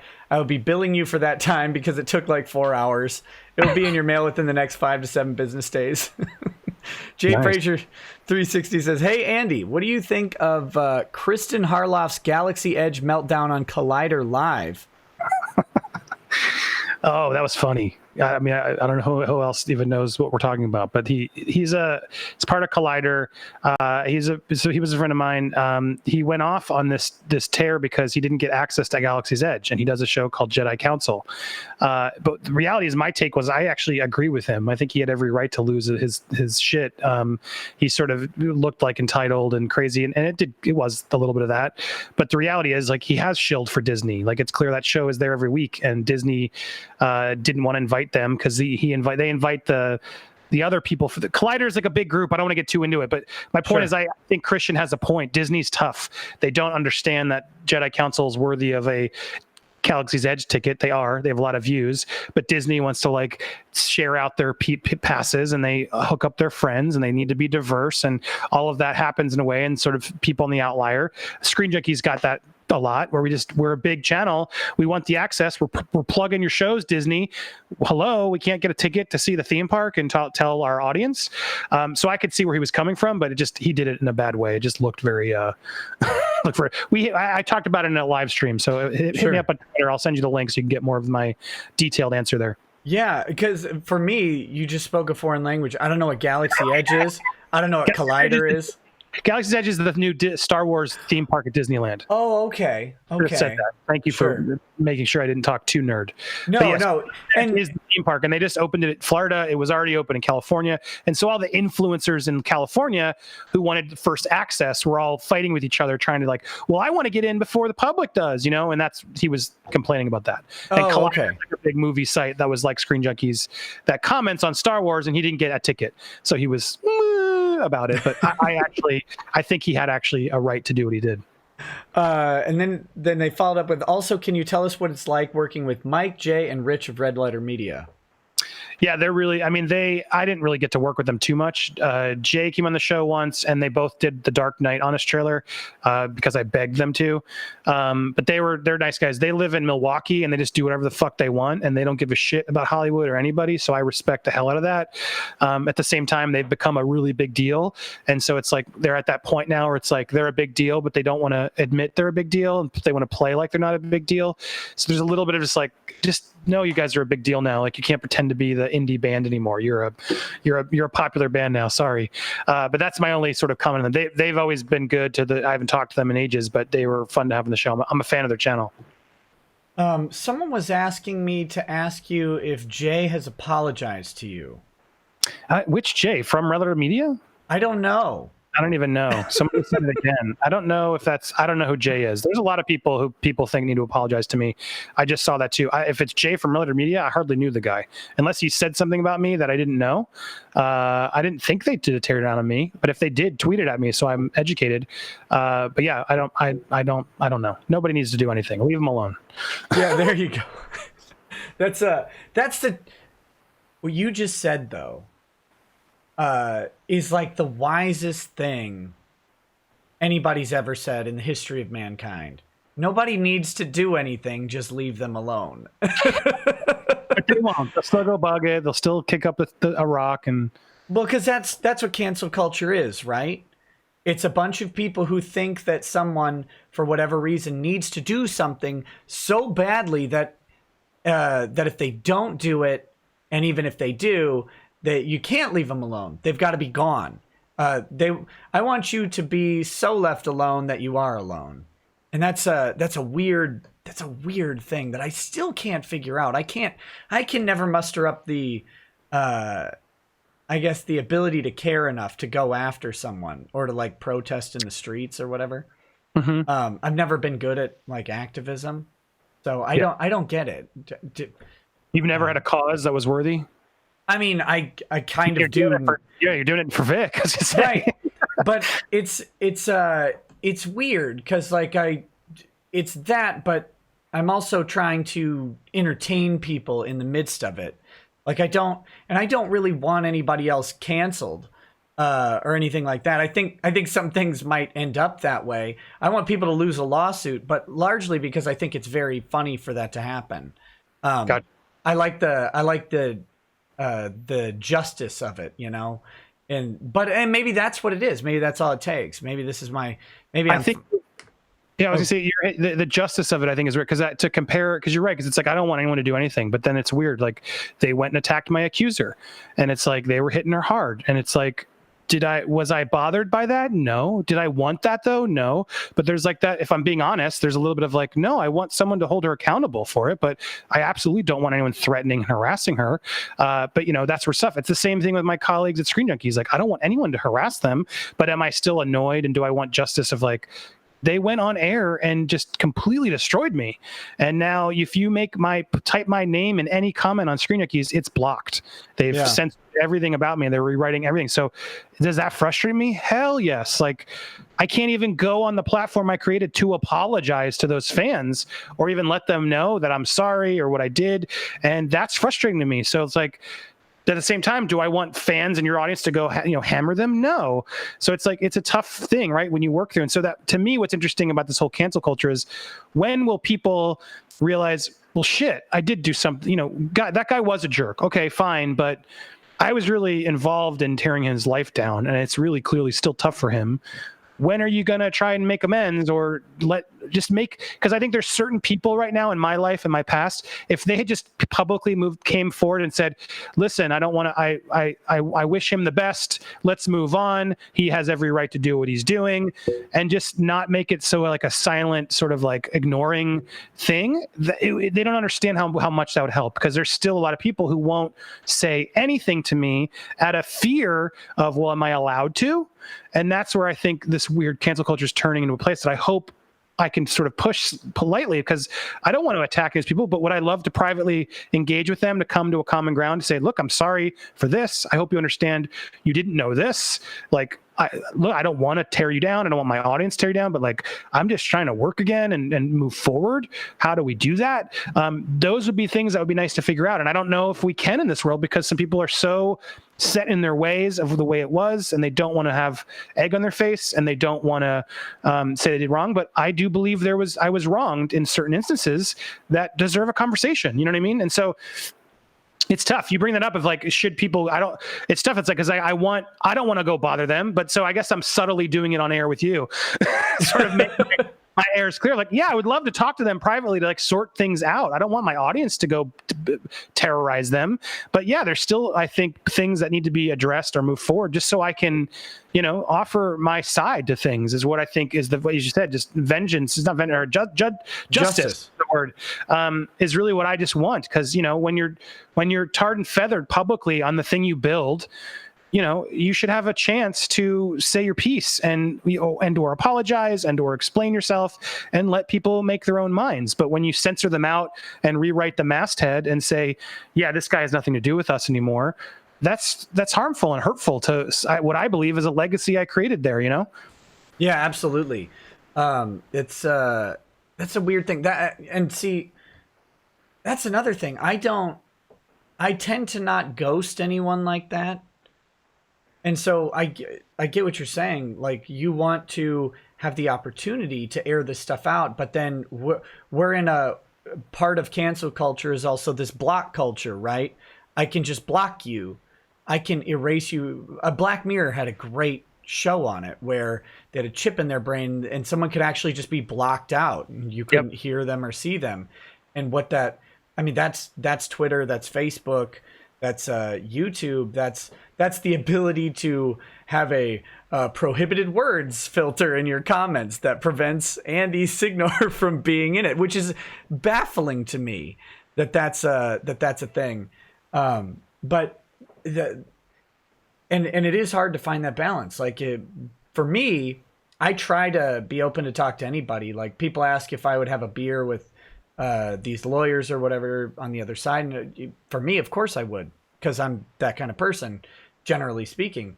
But yeah, I don't know, but there's no remedy anymore. There is no way to there's no way to get behind the door to have a conversation with someone other than to go out and try and put out your side of the story and hope that at some point they say, okay, seriously, I guess let's talk about this. But it's weird, man. I don't know how we solve this. And the really creepy thing to think about for me is, by the time we figure out how to solve this, will this even be a problem anymore? Or will we have so moved on into something else that we didn't see coming, or that we don't see coming now, that it won't matter, like, because these are I think, if I'm Jordan Peterson, these are 20-year problems, 30-year problems. We don't even know how it works yet. And so, but 30 years ago, it's comical to think that we would live in today, 30 years ago. So I don't know what 30 years from now looks like. We don't have time to address this stuff. No, I mean, it's going to be artificial intelligence and our privacy, 10 times worse than it even already is, which I don't even think people realize how bad it is. Right. But yeah. It's terrible. Speaking of that, Domestic Idiot says YouTubers need to learn about OSINT, which is Operational Security Intelligence, and how to protect themselves online. Working in cybersecurity, I worry a lot of young creators are posting personal info without thinking. Love you, Law Dad. China sucks. Free Hong Kong. Okay. Do you have any comments about the Hong Kong thing? Like, way off topic, but have you seen that? They got their own, like, 1776 going on over in Hong Kong. They're waving American flags and... Yeah, I haven't paid attention. It affected my news circle because I actually don't try to step away from politics now. It just gets me mad. But it came in my circle because it was Mulan. Like, Disney got under fire for it too, because the person who's playing Mulan in their new live action trailer, like, defended the Chinese police or whatever. I don't even remember, but I tried to do a video and I was like, this is too complicated for me to grasp in the time I had allotted to make my video. So I haven't paid attention to it. So I'm not as equipped to talk about it, but it sounds intense. Yeah, I'm not either. What I know here's what I know about Hong Kong. Please fill me in too. Yeah. Oh God, no. We're gonna get an embarrassingly small amount of information out of this. What I know about Hong Kong is, years ago they had this period of independence from Britain, and then I think it was, and then they were moving towards becoming part of China, and they had. This is trying to think when this was. I guess this would have been about 11, 12 years ago. I had the opportunity. I'm a Christian, and I had the opportunity to go on a mission trip, very small, like 5, 6 people. And my wife and I ended up not going, but we really wanted to. They had this weird ability in Hong Kong. There was more religious freedom in Hong Kong than there was anywhere else in the world. And of course, China is wildly different, right? Wildly different. Christianity is technically like illegal in large parts of China and stuff like that. But in Hong Kong, you could not only go over there and like preach and do ministry, they would bring you into public schools. They would bring you all over the place. You could do it anywhere, malls, everywhere. Anywhere was a venue, and they actually had this period of time where they welcomed people in. And they were like, there's 11 years to do this. There's 11 years to spread our Lord and Savior Jesus Christ into Hong Kong before they turn into China. And then it's like, on one hand, you're thinking about it, it's like, oh, that's great. More Christianity, I guess. And then on the other hand, like looking back on it now, on the other hand, it's like, yay, we're going to create a bunch of people who will become criminals. Like the irony of that was interesting. But now, that time of independence has expired, and they're supposed to become part of China. And what they're saying is, we don't want that though. Like we like whatever freedom. I don't know if they care so much about the religious freedom in general, but like they've got they're fighting for their independence and their ability to set their own laws. And it's like, how do we handle this stuff? And how do you as an island with 50 million people or however many it is, go up against a billion population superpower? Like, how do you even resist that? And so they're literally having armed clashes in the streets. Right. They're spray painting Pepe on the walls because things are weird in the world. And I don't even know what it's like, what's going on. I want to learn more about it. I just haven't I haven't had time. Someone needs to tweet us. Someone must have done like a 10-minute. Here's what's happening video that they can send us. I need like a 10-hour one, but I'll only watch the 10-minute one, but I need a 10-hour one. Yeah, likewise. Esme Illis Anime says, Nick, take my money. I like watching your content because you're a genuine person. I've been watching Jenna Marbles since 2013, and her content has not changed. She's relatable, and now at 19 million subs, you're missed. So there you go. Ray Drake. I always like her. Jenna Marbles. Yeah, she was an OG YouTuber, but she's just kept at it. I have no idea who she is. I'm the worst YouTuber because I don't know who anybody is at all, ever. I mean, I wouldn't if I didn't work in it, but yeah, I worked in it, so I got to meet some of these and work with them all. But yeah, she was one I always thought was talented. At least she was a smart person, funny. I'll have to check her out if people like her. Ray Drake says, Part 1. So happy to finally listen live. A while ago, you mentioned possibly doing a Lemon Law stream. If you'll have me, I've been a tech for 15 years and have dealt with cars before and after they are bought back. Can you tell me what's wrong with mine? And he says, I'd love to offer my expertise from the technician side of the Lemon Law process. Yeah, that'd be great, buddy. Email me. Email me. That's the easiest way for me to have that contact and actually keep it.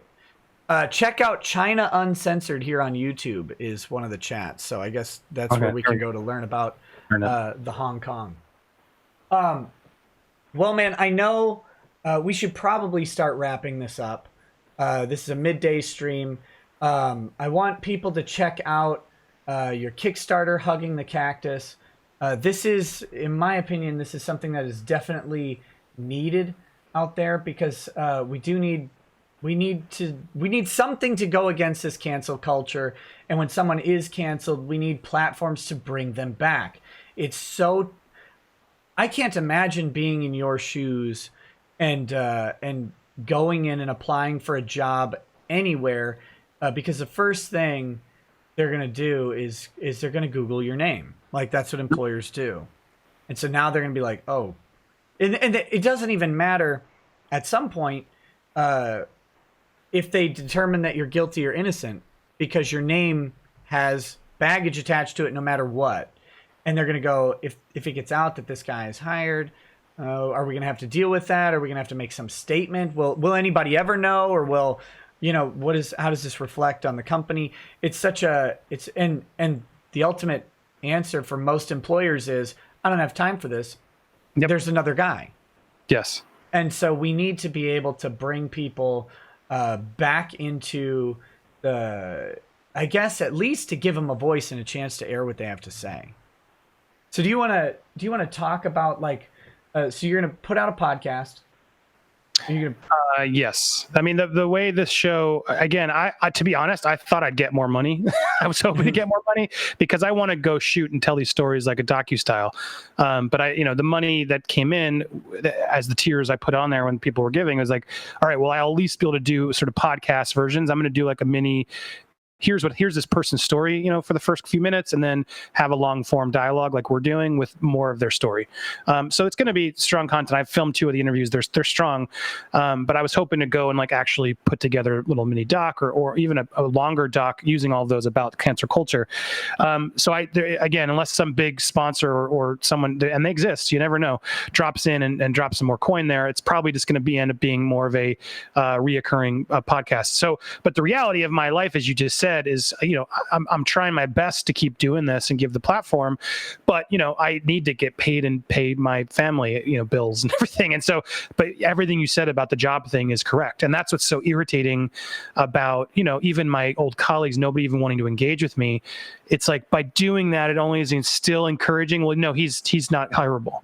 We don't condone him. None of us have come forward and said that, and so many people are just blaming me on the faults that Defy had because Defy shut down pretty publicly and ripped people off. According to the things I've read, I wasn't there during all that. I had no idea.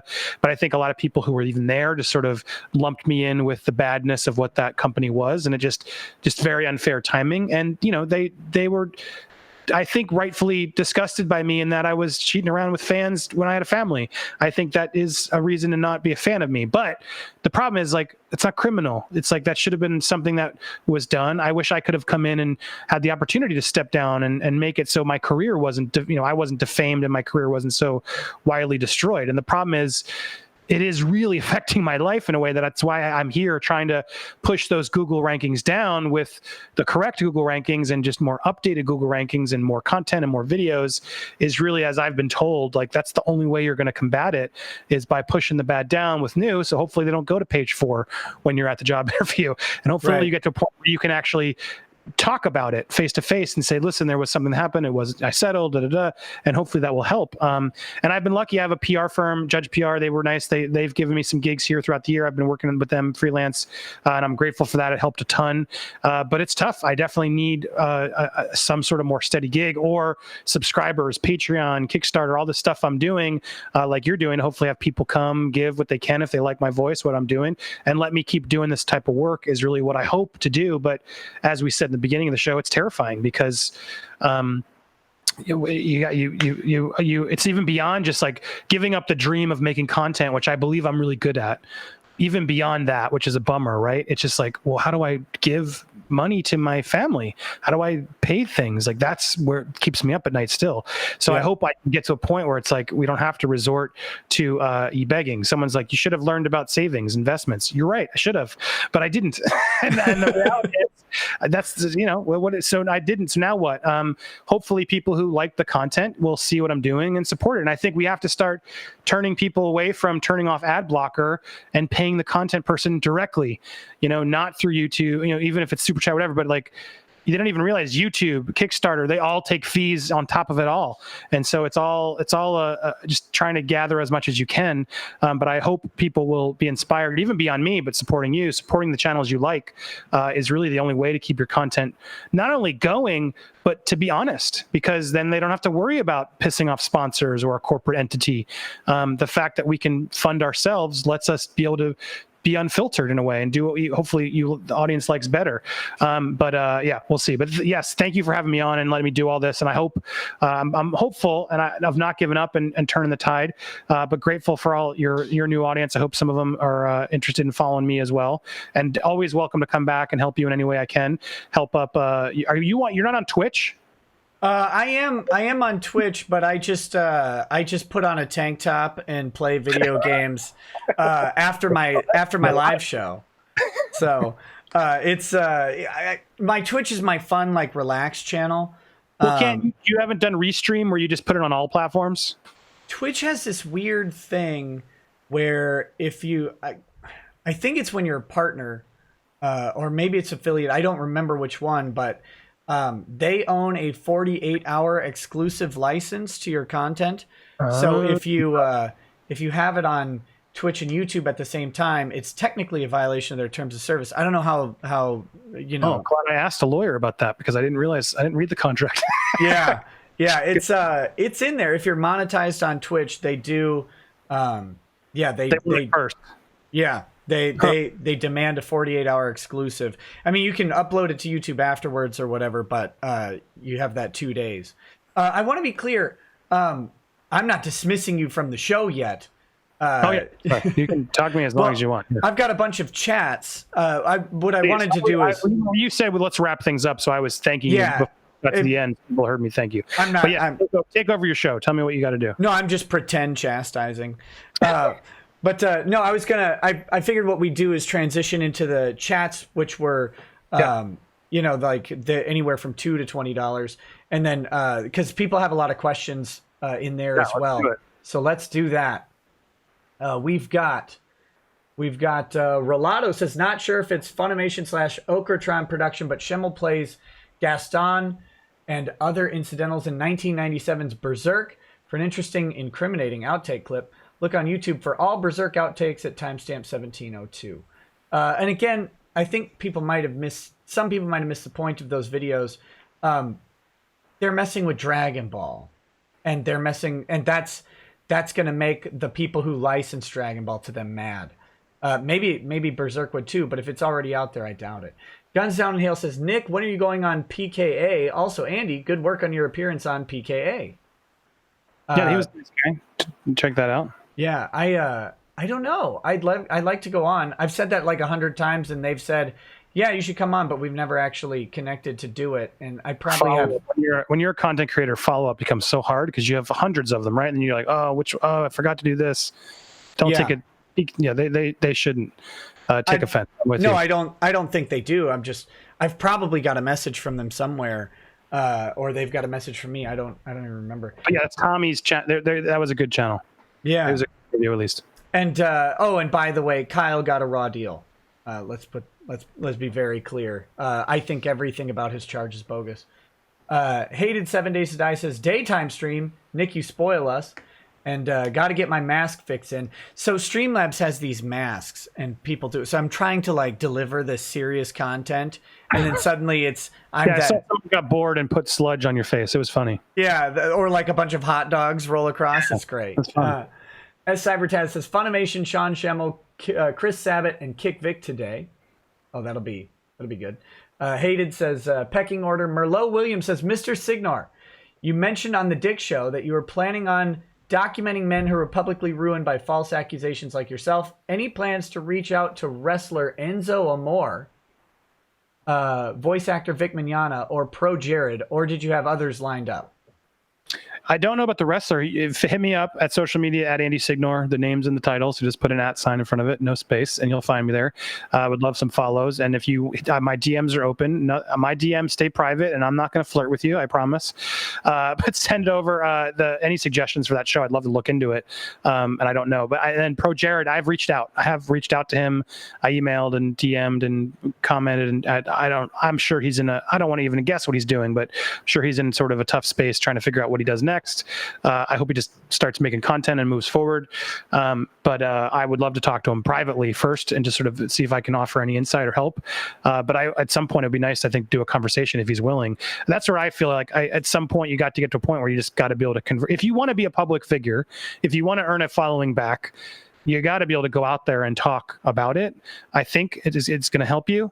And so, whatever you're afraid of in those interviews, you should be, and I'm not even saying this to him, I'm saying this to anybody, right. Whatever you're afraid of coming out in those interviews, that tells you something of you need to clean up your house a bit more because there's still clearly something wrong. If you have no fear, go on these channels, talk to as many people as you can, promote your brand and get out there because that's the key to it all. But I'd love to privately talk to him first. And eventually, if he's down, I think a public chat would be nice too. Yeah, I would. And Pro Jared, if you ever see this, yeah, me too, buddy. I'll do it double, we'll do it back and forth. Oh, well, let's do. Come on, get them both. Yeah, Mr. Frice says YouTube needs a paid subscription model for content creators. $5 a month for content like yours, Nick, is a steal. At Andy, glad to see you're back to creating content. I passed many a lunch break with Screen Junkies years ago. Thank you, sir. There is one. There is a new subscription model, isn't there? Or there's a Patreon, I think, that they just launched.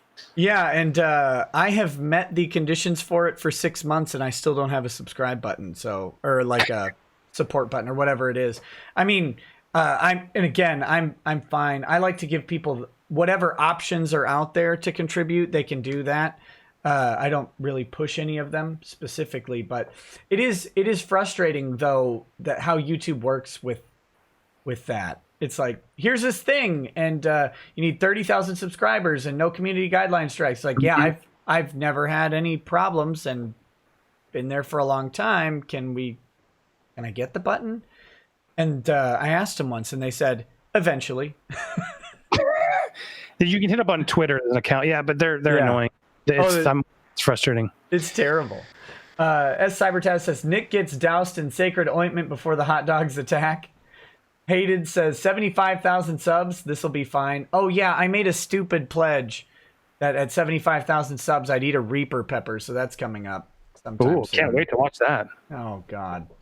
Double A says, everyone, we wanted to give you an update on the Funimation situation. Following an investigation, Toei Animation has recast Funimation. Toei will not be engaging Funimation in future productions.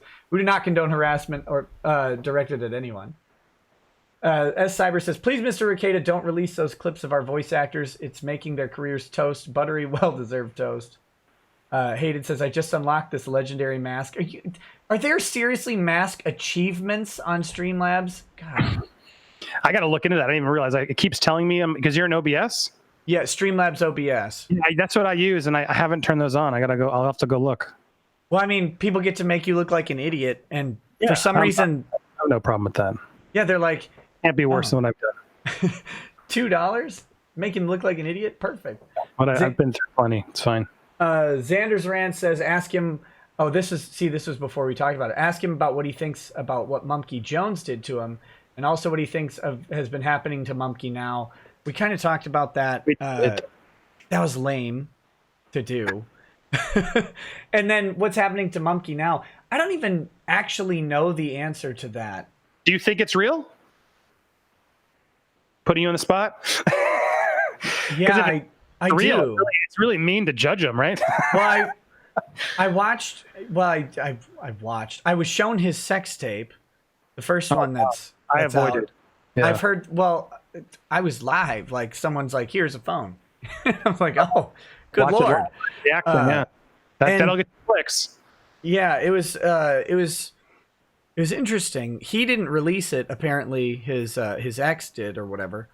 But and I hear there's more. I don't know. I think this is the problem with cancel culture. Mumkey got canceled by YouTube over something that he should not have been canceled over, and from then it was, and that's the problem I was kind of getting at with Mumkey. Is so young, but he started making content so young that was out there, like edgy. But not edgy, like it's good. It was funny. It's funny stuff. People liked it. But then the moment YouTube decides to cut him off, where does he go? Now he's got this legacy behind him, and then of course he's smeared as someone who's like glorifying a mass shooter when he was actually making fun of a mass shooter. Yeah. And that that sticks on your Google results, and then you try and go get a job, and they're like, aren't you that guy who's like promoting mass shootings? Like, well, no, not really. But so what does he do? So I feel like it's kind of he's in a tough spot. I do think it's real, which I don't envy him for, but but I don't know what you do about it. Maybe he needs to like own the content and go for it that way. I don't know. But yeah. What about you? Putting you on the spot. I don't know. I mean, I don't know him enough. I mean, I interacted with him there, and he was kind of a dick to me. That said, I don't wish him harm, and it seems like he's in a dark place. He walks that line, right? He's always walked that line of sort of controversial and doesn't care if he fucks with you or hurts you. I mean, I do believe that's sort of the way he likes to make content. Anything for the reaction. So. That said, I don't know enough of the real drama or what he's doing or what's happening and the girlfriend, and there's all I have too much to worry, real life to worry about than other people's drama. Right. But the reality is, if the dude's really in that dark place, yeah, he needs help. And I hope he has a team around him, a group of friends and family that can actually support him. I imagine he does. I hope he does, because that's what you need in that time, in that moment. And then I hope he takes some time off and can get employed or something to pay the bills, because I think he just needs time. And then if he comes back and reevaluates and actually comes back smarter and, from it all, he'll make better content. I know he will, and he'll do fine. People like the redemption story. Right. Green Bullet Production says, our Funimation, our anime have been a cesspool of entertainment today. No one seems to understand the reasoning behind the audio clips being released. Has nothing to do with the jokes. Comments locked on our anime's post. Oh, goodness.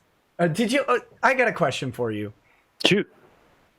Did you ever think that you would have the ability to impact things in the way you have? I mean, you created channels that grew to millions of subscribers.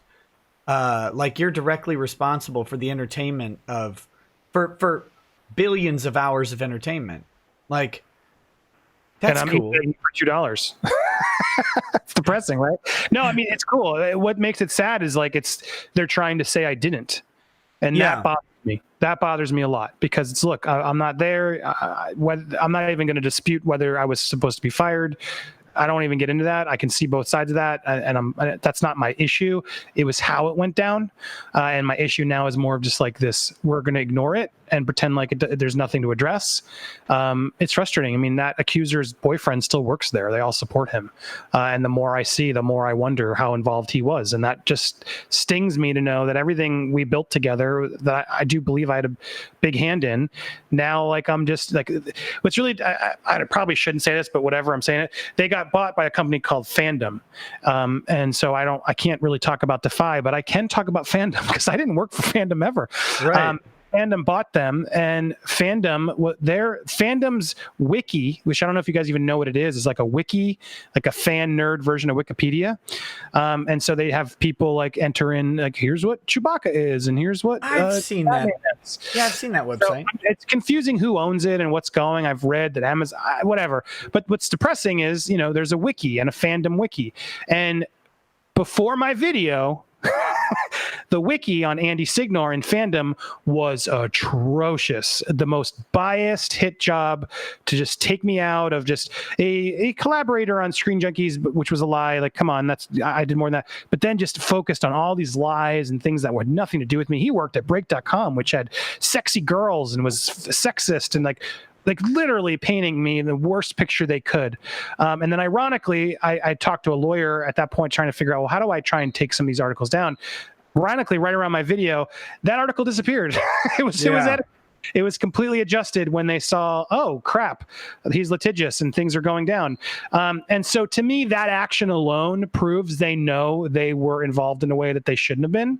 And so for them to now, and I'm talking Fandom and the powers that be, not even the colleagues, not my on-screen talent, I want to leave them out of it. That's between me and them. I'm moving forward from that. But even just the people in charge, like I had some colleagues who work above the line that you don't know who they are.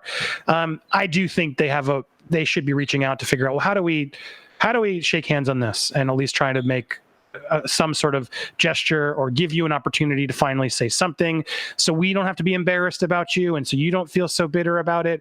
There is a way to do it professionally at this point, and they just don't want to piss off certain members of their audience because they're like, no, he's an abusive jerk. And that's the problem right now of like, no, you guys give me an opportunity to then apologize for being an abusive jerk. Like I have that right.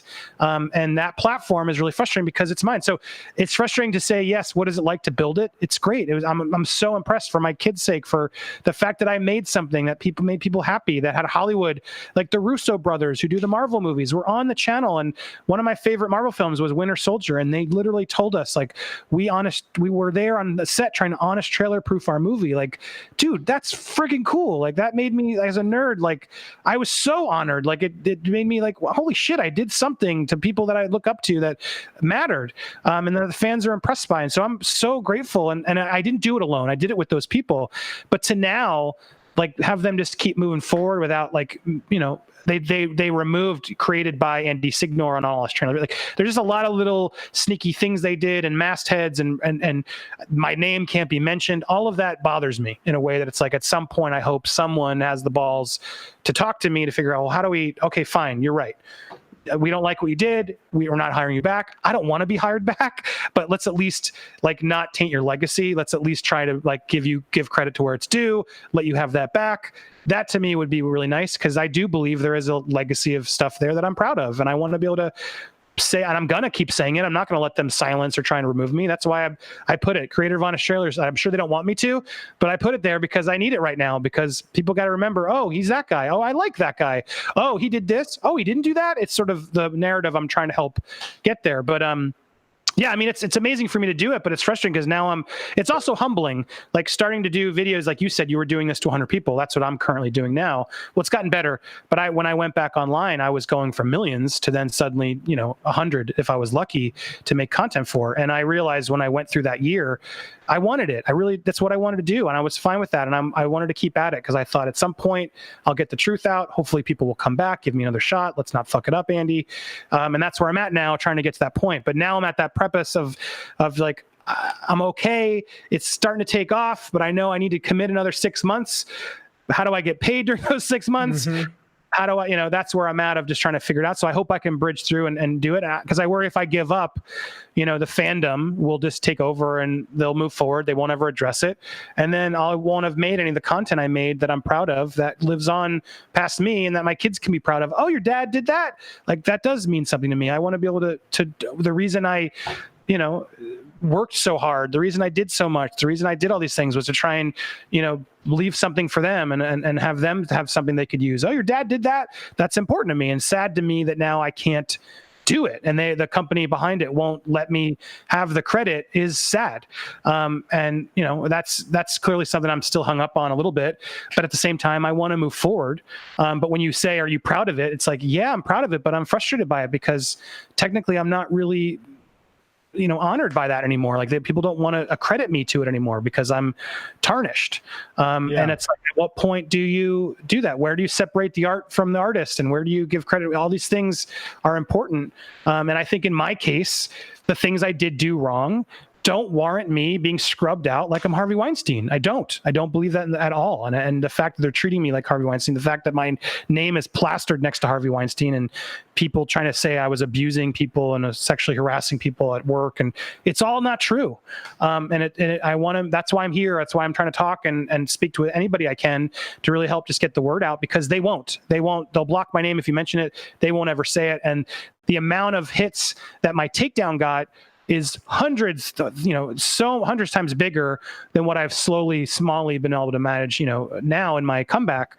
And that hurts a little bit. It's frustrating. So I'm not going to give up. I'm going to keep at it. And I'm grateful again for people like you to give me a shot, have me on, talk to your audience. And I've seen, some people in your audience still don't like me. That's fine. But I see a lot of people who do. And that's all I'm trying to find, is just some people to give me that shot again, who like my work, who can now find me, because I'll get comments still every day like, oh, I didn't even know you had a channel. And that's just like, I'm like, yay, it's working. Yep. Slowly working.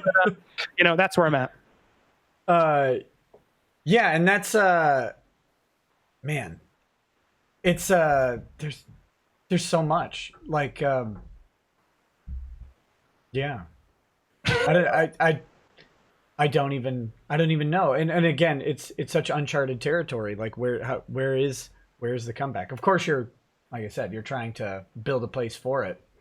S Cyber Taz says, don't forget to like, share, and mention Toei, Sony, and Funimation, these social media tweets and posts. Hated 7 Days to Die says, I enjoy this. Take my money with your wicked Mountain Dew powers. Boomer Guy says, Andy, do you know Maddox? I worked with him briefly at my Screen Junkies tenure. He was friends with Hal. Hal Rudnick, who was host of the Screen Junkies show, was really big in that UCB community, and he's the one who brought in Maddox, and he brought in Dick. He did the roast of Beauty and the Beast, and Dick played Gaston, and it was one of the funniest fucking things we ever did. He just killed it. So I realized on air when I was on the Dick show, I'm like, oh, that's who you are, because I forgot the real name. But my point is, like, he's great. But yeah, I met all of them, and Maddox was always, I didn't know the drama, I didn't get involved, but Maddox was nice enough to me, kept in touch. He seemed like a smart guy. But when I read all the stuff that's going down between them, it's just like, but even just to the extent of both of them, I'm just like, move on.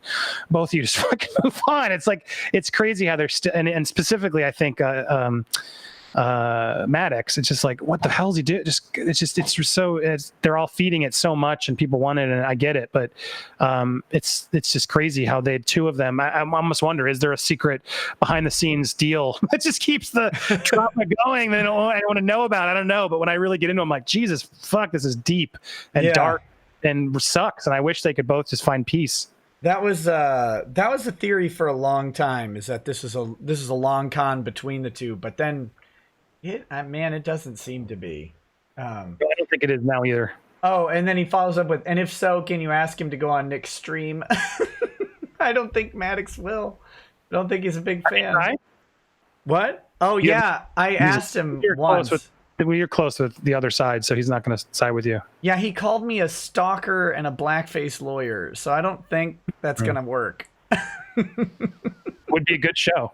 I think it'd be great. I actually still like Maddox, and I would not be. I might joke with him a little bit and chastise him a bit, but I think he was completely hoodwinked by his attorney. Truth. And I've thought that for a very long time. I said it. I said you need to start looking into hiring an attorney to sue the guy that you have because he is not doing the job that he's supposed to be doing. And that was very clear. And then that guy ended up leaving Maddox high and dry, from what it looked like in the case. So yeah, lawyers can be rough. Yeah, yeah, they're terrible people, worst people on earth, 100%. As Cyber Taz says, as Funimation dies, the band plays on.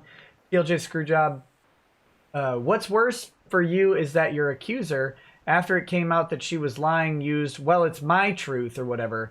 So she believes that you raped her, then she can be in a mental institution.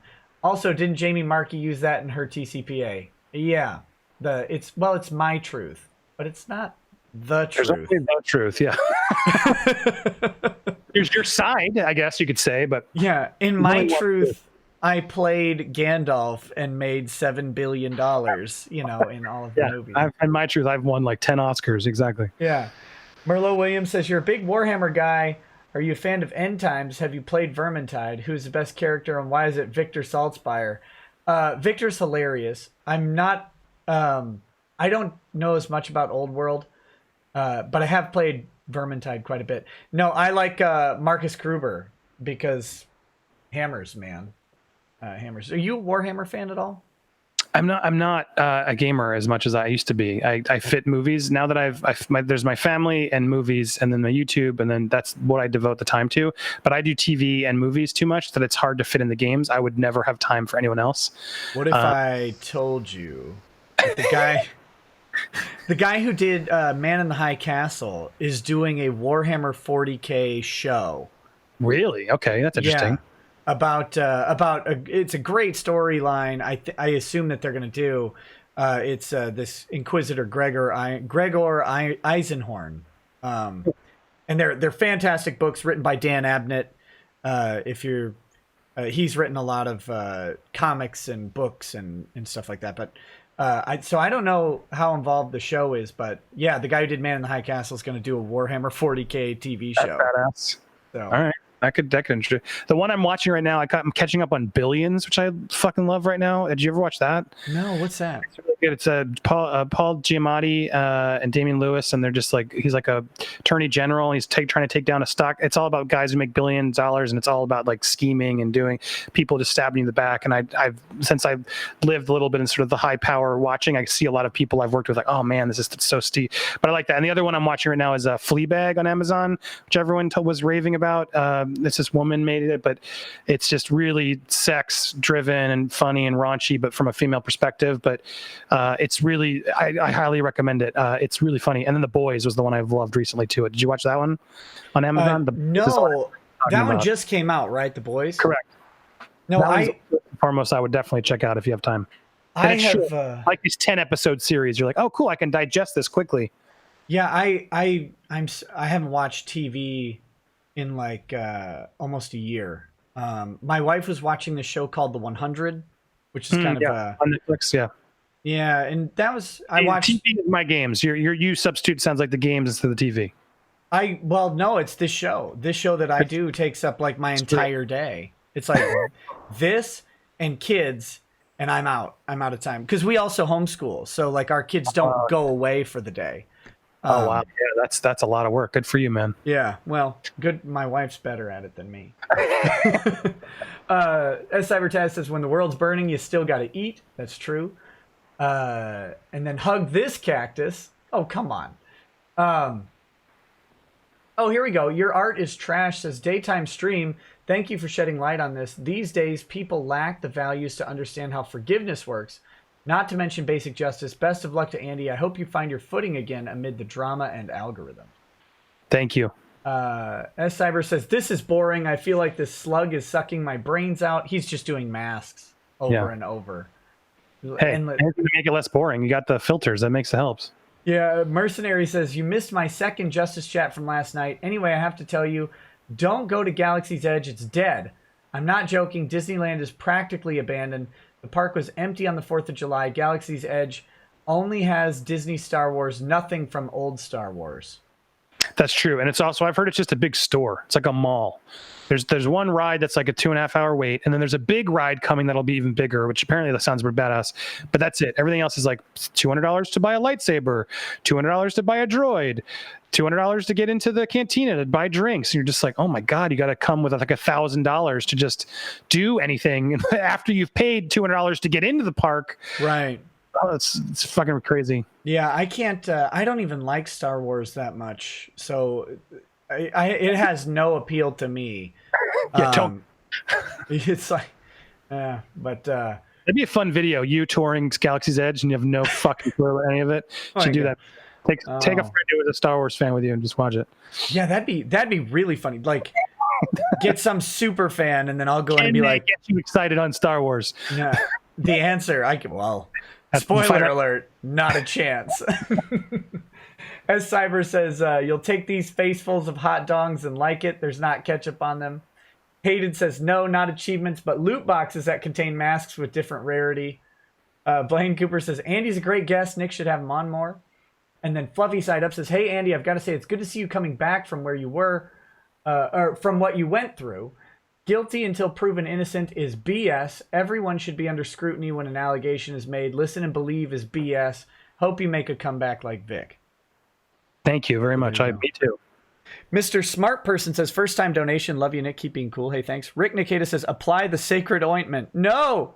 Don't. I saw that much. What is that? Is that just a filter, or is there a gag I'm missing? It's one of the leaks from yesterday. Oh, okay. Chris Sabat was voicing several of his characters, including like Kami, Piccolo, Yamcha, Got it. Mr. Popo. Full transparency, I don't know Dragon Ball, but when we did the Dragon Ball Revolution Honest trailer, which was very popular, a lot of your audience may have seen that. We got Team 4-Star to do it, which I know is like have they supported this cause at all? What's their stance on it? Team 4-Star, from what I know, has been opposed to Vic. So, but I don't actually know. That's just what I see in the chats. They say I'll try and connect, but I haven't heard from them. Maybe so. Fuck them then. I think, yeah. If that's the case, that's where I am. But I feel bad because I never really liked Dragon Ball Z Abridged. My friends tried to get me into it, and I was just like, it's not my thing. But no. So Chris Sabat was doing this thing. He records like a 4.5-minute audio drama that involves like gay raping of all of these characters. And he's voicing all of them and doing it, which is kind of funny, like hearing Mr. Popo being forced to spread the sacred ointment on Kami's crusty old Namekian butt. But it's lube, right? Like that's the sacred ointment. Gotcha. That's what I was wondering. Yeah, okay. Yeah, so Guns Down Hail says, Nick, you need to copyright sacred ointment, please. I can't. Chris Sabat's got to have that one. Al Valentine says, Lemon Law is talking about getting ready for the jury. Oh, you mean Lemoyne. Seems that all that bluster and confidence is dripping faster than a con slut's parts near Vic. This lawyer asks Vic at deposition. I got to give you the background on con slut. So first of all, if you meet Vic, you'll know that he's actually a really nice guy, very polite, and doesn't see his fans, as far as I can tell, does not see his fans as either dollar signs or like fodder of any sort. He seems to pretty genuinely interact with them. And this lawyer looks at him during the deposition and says, do you know what a con slut is? And the look of abject terror on Vic's face that, like, why would you call someone that? Yeah. Right? It completely undermines the question in a great way. But so now it's like, who is this guy? Like, where did they even get this? Do you refer to women as con sluts? It's like, no. Why do you? Like, why is this coming up? It was really it was a really weird time. Forever229 says, but Mr. Popo does not fuck. Oh, come on. Rado Lotto says, not sure if Funimation, but Schemmel seems to have a penchant for a certain particular slur. All Berserk outtakes by Newsman on YouTube. Chris Nunez says, Nick, be honest, how much sleep did you get so far? 4 hours. Paul Delaney says, Nick, glad to catch you live for once. I was at Bubba Fest and got to meet Tug, but was unable to find you or Yellow Flash, so maybe next con. Oh, sorry, man. NGE Fan 76 says, a racket show when I'm awake. What is this? I don't even know how to say that name. Says, got any sacred ointments? Kiwi goes live. You missed my Vince McMahon reference. I did. Super Duper says, hey, Nick, I sent you an email. I'm working on a platform to try and counter this cancel culture for content creators. Also, I had a question regarding how to go about forming an LLC. Thank you. I did see that. Maybe you two should talk. Goru says, justice for Dende. Alex One Vid says, regular show past my bedtime. Glad to chip in for once. Stay strong, man. Hey, thank you. See, going early got you a bunch of new funders that don't typically get to stay up late, so it was worth it. Yeah, no, it's great for the Europe especially, because my show starts at like 2 a.m. or 5 a.m. Europe time. Mutant Green Panda says, hey, Andy, glad to see you got some degree of justice. Mutant Green Penis? Panda. Oh, I'd say, wow. Yeah. Sorry, no, I don't think... Go ahead. What did you say? He says, glad to see you got some degree of justice. Always thought what happened was messed up. Really miss your movie fight show. Best wishes. Thank you. No, we do a show called Nerd Wars once in a while on my new channel. So if you like movie fights, come try that one out.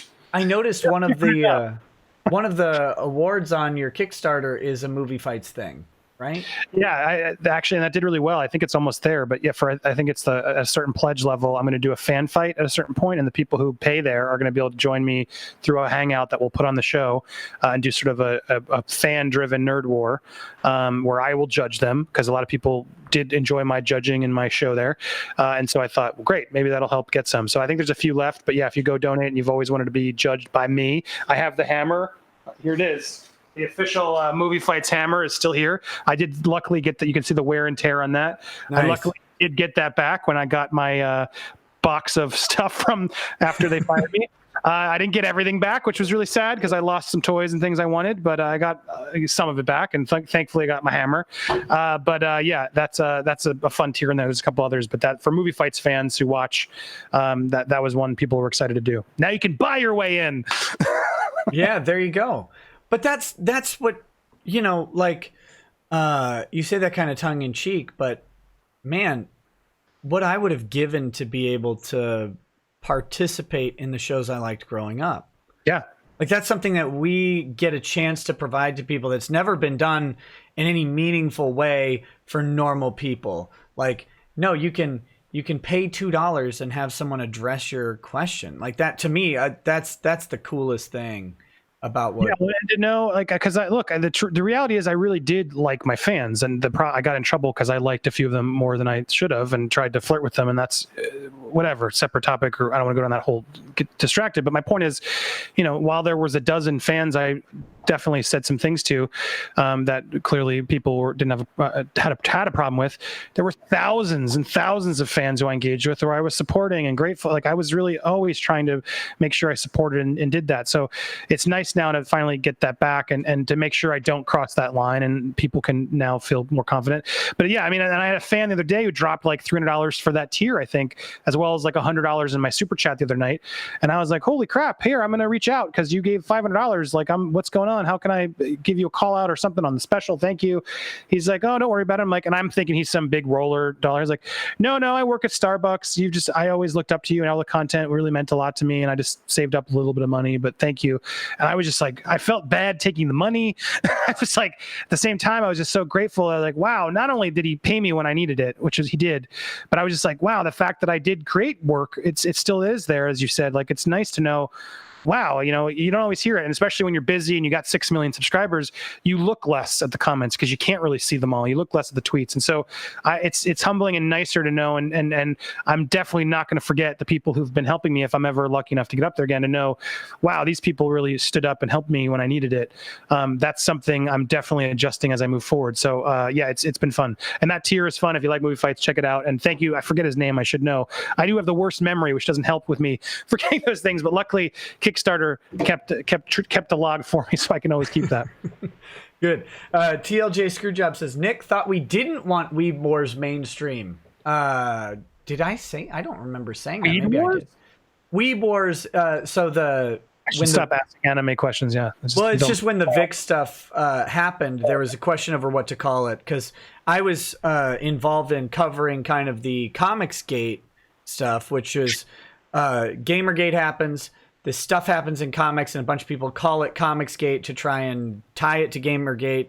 Then the people involved in Comicsgate like run with it, say, no, we're taking this name and we're going to make it not negative or whatever. So then when the Vic stuff happened, people were like, what do we call this? Do we call this Anime Gate?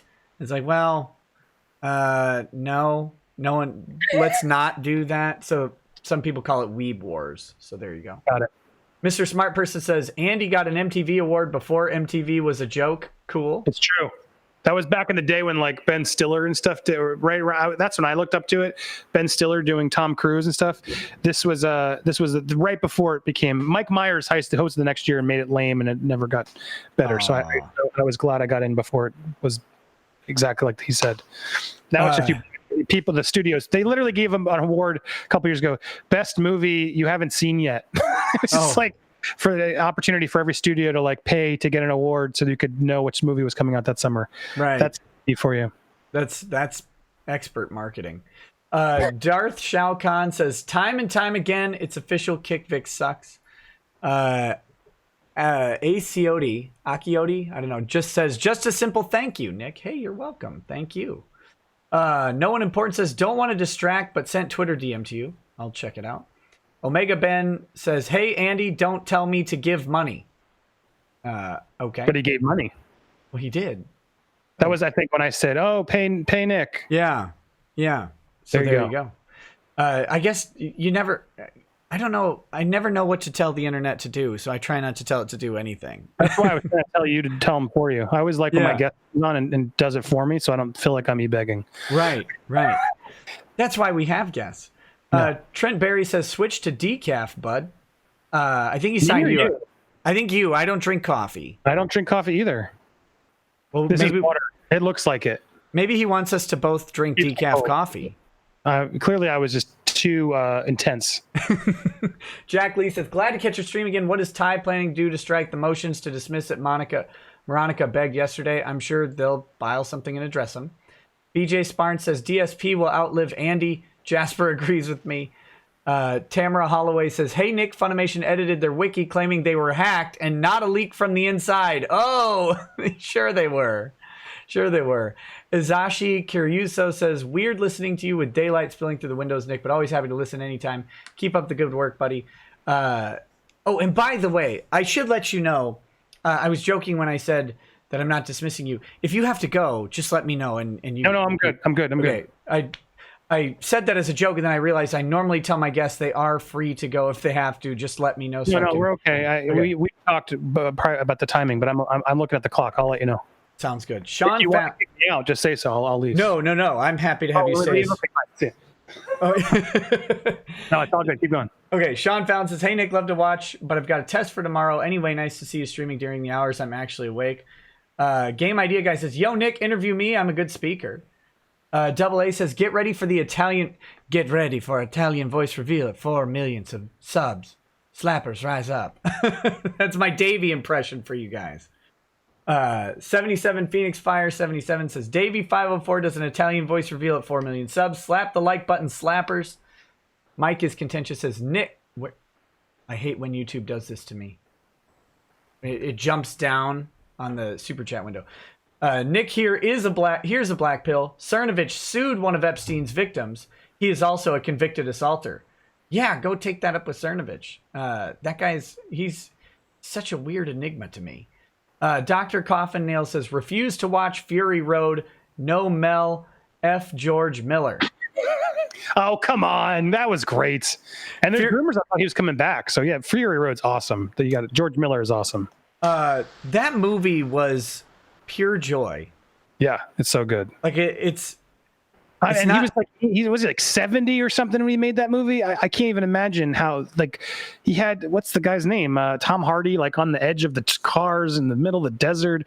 There's a whole story where Tom Hardy's like apparently had apologized to George Miller, the director, because Tom Miller's like, I just didn't know he was doing in that desert. I thought it was crazy. I thought we were all going to die and it was insane. And then I saw the movie and I went, holy shit, you knew what you were doing. I'm so sorry. But that's just so telling how good George Miller is. So no, don't fuck George Miller. He's awesome. Yeah, and that movie, I don't even care about the story and plot and all that. It's just joy. The one they had that entire truck dedicated to that dude playing guitar with like fire everywhere. So awesome. So awesome. Metal, yeah. Okay. What do we got? UM536 vid says sending audio to Toei is not canceling funny. No, I don't think so. But maybe. I don't know. If you think that, that's fine. Sin says, hey, Nick, got an interview at a firm near me again. Last one gave me a contract that ran out yesterday, but hopefully I can get further into law here. Hey, good luck. Oh, by the way, UM536, I didn't send any audio to Toei, by the way. So I put it up on my show and I put it out there for people to consume it in my journalistic capacity. But if you think that's cancel culture on Funimation, then I'll take it. Bob the Elder says, hey, Nick, never caught you live before, so I had to chat. Love the channel. I got some Lafroig 10-year for my birthday, so here's a glass to you. Do you drink whiskey at all, Andy?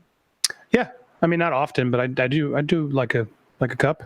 Any particular favorites?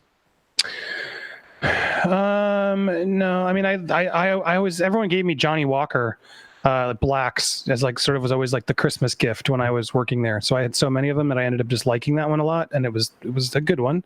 Yeah, why? Do you have one you like? Oh, I've got a million that I like. Here's what I'm working through right now. This is the top shelf stuff. Oh wow. Military special in the plastic jug.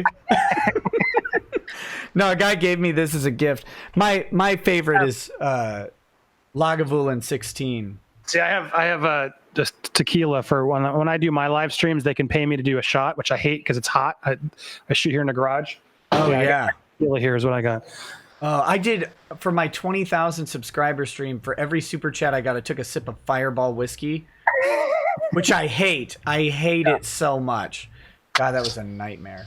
Yeah, I'm probably going to get drunk tomorrow. So people, if you want to subscribe over, you'll get alerted. I'm doing a 3-hour live stream tomorrow where all balls to the wall. It's going to be crazy because my Kickstarter ends at midnight on Saturday. So I thought, let's do the last 3 hours and just see what we can do. So you do drinking live streams?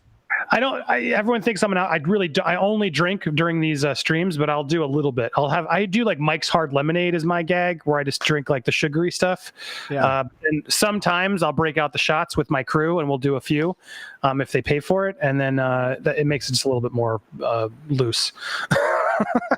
Give me 1 second. This is weird. Oh, he's doing something. Hello, everybody. Well, while he's gone. Never mind. So I broadcast from a literal vault.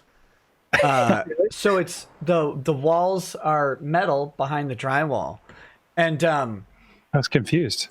And I thought my kid was knocking on the vault door because I just hear this boom, boom. It was driving me nuts. But there's above me, there's a rocking chair, and so one of my kids must be just up in the. That's the one problem with the live stream during the day. The kids can interrupt. Yes. That was my favorite clip ever. Was the newscaster who was live on the BBC, and then the wife comes in grabbing the two babies, and the wife. Oh my God! It was just pure. She runs in at like 100 miles an hour. I can watch that 100 times and laugh every. It's so wonderful. Let's see. Shadow Goff says, I'm surprised no one made the joke that Ron is the third of his name. So does that mean he comes from a line of cucks? Ray Drake says, I'll email as soon as I can. Andy, thanks for what you're doing. You can help those wrong by BS. Same with you, Nick. IHOP in a 1 says, Andrew Yang 2020. He's blowing up. Yeah, is he doing something in the debates? I don't watch. I think he was on Rogan. He's showing up on he's smartly going on any big internet podcast he can do. And so now all the young people who listen to that stuff are paying attention. And because he didn't get heard on the debates at all. And so I thought, oh, who is this? Who cares? But now he's like hitting all the politicians don't get it. Like, you got to go on those outlets. That's really what matters right now. And so he's wisely starting to get some cred because he's hitting all the outlets. So good for him. He's playing the game. If you're not going on shows like Crowder, like Rogan, you're not effectively marketing. Yeah, but imagine Biden on either of those shows. I don't think he'd do well. That might be really funny, man. I don't for him. I don't think Biden's going to do well anyway. Yeah, no, but I can see why they don't, but it's also the point of like why it's troubling, you know? So when someone has the balls to, I think Bernie went on Rogan. It was actually an interesting show, but yeah, I don't see, that's the problem with Biden. He can't win because he won't do those shows. You got to do those shows. That's what was interesting to me about Ted Cruz would do Steven Crowder during the last election. I was like, wow, that's weird. Like, it's weird to hear a serious politician on a show like Crowder's, but you got to go where people are watching. And I mean, the interesting thing is we can monitor these numbers, right? You can pull up a Joe Rogan Experience video and see that 12 million people watched this video, or however, I don't know how many watch it, but quite a few. And then you can also know that his podcast has an even bigger audience that is listening. And like, you can actually check that. Whereas with CNN, you don't really know how many people watch these shows. You can get these kind of Nielsen ratings and stuff like that, but there's no way to know. There is a definite measurable thing that YouTube and other platforms like it give. And the fact that, and they know it. Joe Rogan's people are sharing that. I remember when it was Hillary was not. I remember because I was a Stern fan. I'm still a Stern fan, but I don't listen as much. But I used to listen to Stern a lot. But he would always get upset because he's like when he did his book tour, he was doing a lot of things. But I think he had a point. It's like if Hillary, he's always said like I was trying so hard to get Hillary to come on the show because I wouldn't have just teared her apart, but it would have opened her up to a new audience. And I'm not a big Hillary fan, but he was right. Like, and she wouldn't go do outlets like that because she was afraid or had her own way to do it. But it's the same type of thing. You can't be afraid of the news outlets and the people against you, because if you are, it just looks like you have something to hide, and then you're not a person of the people, and you can't get down with those types of things. And so you're absolutely. And Joe Rogan now is the most, I think, important broadcaster there is. Like, he's got, no one understands his reach. It's depressingly large. Yeah. It is depressingly large because I watched him voice UFC long enough that I'm like, oh God, people want to listen to that guy all the time. But he gets careful. No. It's fine. And Joe, if you want to have me on to talk about it, pal. Okay, I guess. No, much respect to him. I've just like I never liked him as a UFC announcer. He's fine on like Fear Factor, but I didn't care. As a stand-up comic, I haven't really listened to him. So it's like, but it's weird because he has become this massive voice in broadcast. And it's like, what? Like, this is the guy? But he is interesting. I mean, he asks good questions. He has great guests. I don't even know how that's like how. Oh, well, I mean, I guess if you're the biggest broadcaster, you can get just about anybody on the show. So yeah, when he's starting. Okay, sorry. Let's see. Winged Paragon says, what's KickVic's reaction been to your audio leaks? I don't know. I woke up and did the show. Shield Lab says, speaking of new shows, the new Dark Crystal show just dropped on Netflix. I'm a self-employed artist that works at Comic Cons, and we also homeschool. Hey, congrats. Good job. Chucky Wookie says, play the clip, Nick. No, I'm not gonna play that audio. Nylock7 says, from what I've been able to see, Team 4-Star has been staying out of this controversy. Meshikari Roos says, at Andy, sorry, I have to catch up on your situation, but being wrongfully attacked is BS. I loved Honest Trailers. Sub to your new channel to check out later. Yes, it's working. Thank you. Got one. One at a time. Winged Paragon says, Ron, carry snacks, give out smacks, Toye, slap. Omega Ben says, dang it, Andy, you tricked me. Insert clever. He did twice. Insert clever name here says, yay for Daystream. Cancel culture need to be canceled. It's the next horrible step after all those terrible shaming posts. SMDH. Samuel Rivera says, so are we going to talk about Funimation yet? No, not on this show. Stan Brooks says, hey, Nick and Andy, tell Doug TeNapel that he is crazy for not liking Shin Godzilla. And Anthony Siebert says, Nick, play the 4-minute audio clip for Andy. He will love it. Great show last night. No, I'm not going to do that. Anime Matsuri. Whoa, hey. Man, look at that. Bam. Says, that's what I do on mine. I go, wow, because that's a big drop. Says, in addition to the For the Fans panel, cancel culture sounds like a good panel to host at Anime Matsuri 2020. Well, Anime Matsuri, I would love to come down and do another panel in 2020. So is this an actual panel place? Anime Matsuri is the second largest anime convention in the U.S. Yeah, They're down in Houston, Texas. I was there this year, and I did a panel for the fans, along with that Umbrella Guy, Yellow Flash, and Ty Beard, the lawyer for Vic, and we were talking about how maybe you have an opinion on this. It seems like content creators, and especially when you get into like corporate content creation, seem to forget why they do what they do. And I think this is part of cancel culture, right? It's they forget that there are fans who are paying for their product. So I've seen content creators and other stuff, go after the people who are paying them. They'll call their audience racist or sexist or terrible. And it's like, wait a minute, you're making stuff so that these people consume it. And here you are pretending like you're the reason that you're making stuff. You know what I mean? I don't know if you have any opinion on that, but I just see it coming into all these different communities: anime, comics, role-playing games, video games, TV shows, where they have a political message or something that they must force upon you. It has to be right think as well. Can't be wrong think. And if you don't like it, well, screw you, because now we own your show. Now we own your Thor. Now we own your Spider-Man, or whatever it may be, right? Like, they can't just make a new thing. They have to infiltrate an existing property and then change it to something to make sure that you don't get to forget about real politics for at least 5 minutes.